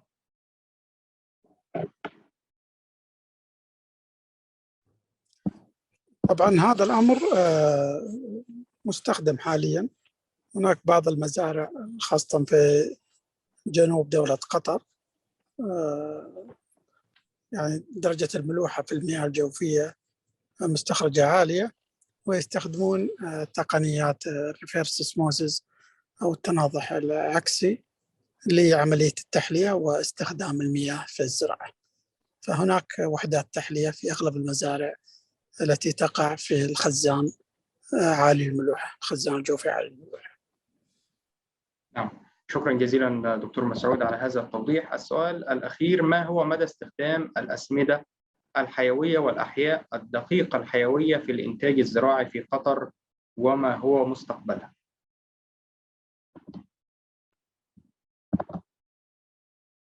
سيد كارول، إذا أمكن الإجابة على هذا السؤال أو مداخلة: ما هو مدى استخدام الأسمدة الحيوية والأحياء الدقيقة الحيوية في الإنتاج الزراعي في قطر، وما هو مستقبلها؟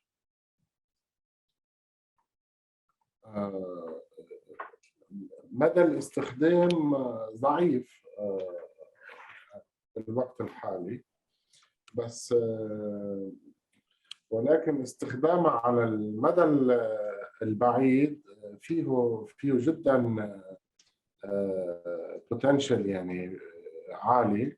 ممكن يكون احدى الحلول للمشاكل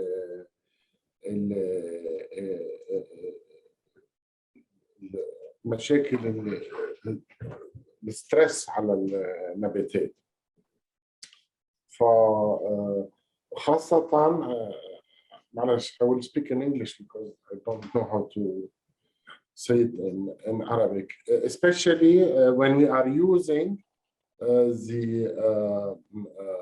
mycorrhiza fungus. Now we are trying to put some tests to use biochar and mycorrhiza fungus on the inside the grow bags or inside the soil to try to promote some beneficial synergetic relationship between the plants and the roots.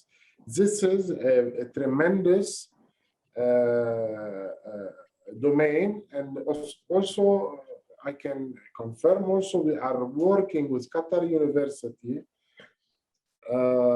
to isolate local strains of bacteria, beneficial bacteria or beneficial fungus that has been evolving for millions or thousands of years in the Qatari soil.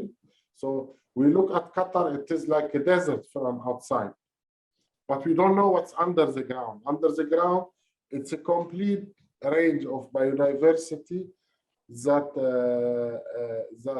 are really ready to be studied, and maybe this is one of the biggest genetical heritage that we can make use of, is to tap into these microorganisms and how to introduce it back to agriculture and develop it further. And some good work is being done in Qatar University currently about this project, but already worldwide and commercially, a wide range of microorganisms are commercially available. We need to tap into that and in an organized manner. And the way Qatar is moving now, I see a lot of work being done, like all your gentlemen and this amazing gathering today. If we continue in this trend, we will reach there, combining grafting and microorganism.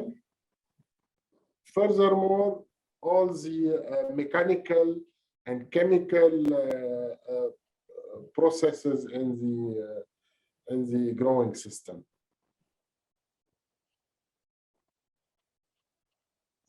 شكرا جزيلا كارول على هذه الإجابة الواضحة.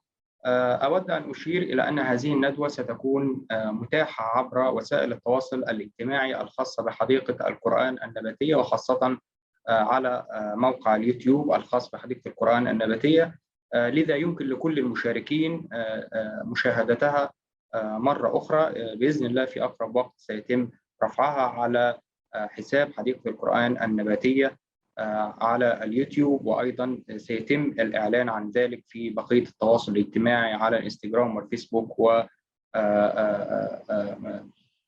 تويتر. لذا ندعوكم أن تتابعوا حسابات التواصل الاجتماعي الخاصة بحديقة القرآن النباتية عضو مؤسسة قطر. الآن أتحول سريعا إلى الدكتور جويل ليتحدث إلينا عن مخرجات هذه الندوة إن أمكن، إذا كان متواجد معنا يعطينا.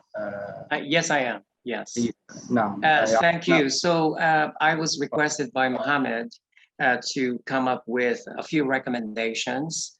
And so I'm just going to go through this real quickly so that we could properly close the webinar. And bear with me. We can, going forward, come up with a more complete and nuanced statement of recommendations. But these are points that I've collected just based on listening to our wonderful speakers. And the operative word I'm using here is intelligent. And intelligent means that it is responsive to economics, appropriateness in terms of social and cultural considerations, as well as efficiency, of course, of the technology. So one is intelligent adoption of intelligent irrigation, including, of course, the Barry diffusers that we heard. And the second one is intelligent crop selection in terms of economics, in terms of appropriateness. Intelligent cooling methods, intelligent dehumidification methods in controlled environment systems, intelligent greenhouse structural design and materials, intelligent sensors and control systems, intelligent use of renewable energy, intelligent use of sensors, devices for handheld device management of water resources, intelligent vegetable genetics resources utilization in protected agriculture, intelligent revival of traditional and heirloom crops, intelligent energy efficiency strategies in greenhouses and net houses, intelligent indoor greenhouse technologies, including aquaponics, intelligent reuse of treated wastewater as an alternative water source, plus the education that is needed for its acceptability. Intelligent adoption of high-tech greenhouses for resource use efficiency, intelligent adoption of vertical farms, and intelligent adoption of algae production for high-value products. So those are 17 points that I just would like to put forward. Thank you. Back to you, Mohammed.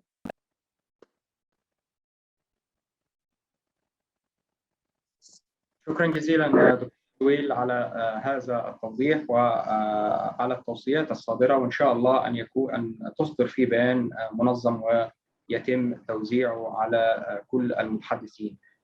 ختاما أود أن أتوجه بخالص الشكر والتقدير إلى جميع السادة المشاركين والمحاضرين على تواجدهم اليوم معنا في هذه الندوة العلمية الثقافية التي توجت اهتمام كل من المؤسسات العامة والخاصة في قطر وجامعة أريزونا بالولايات المتحدة الأمريكية بموضوع الأمن الغذائي وأهميته لكلا المنطقتين الجغرافيتين، على أمل أن نلقاكم جميعا في مناسبات أخرى حافلة بالعلم والمعرفة.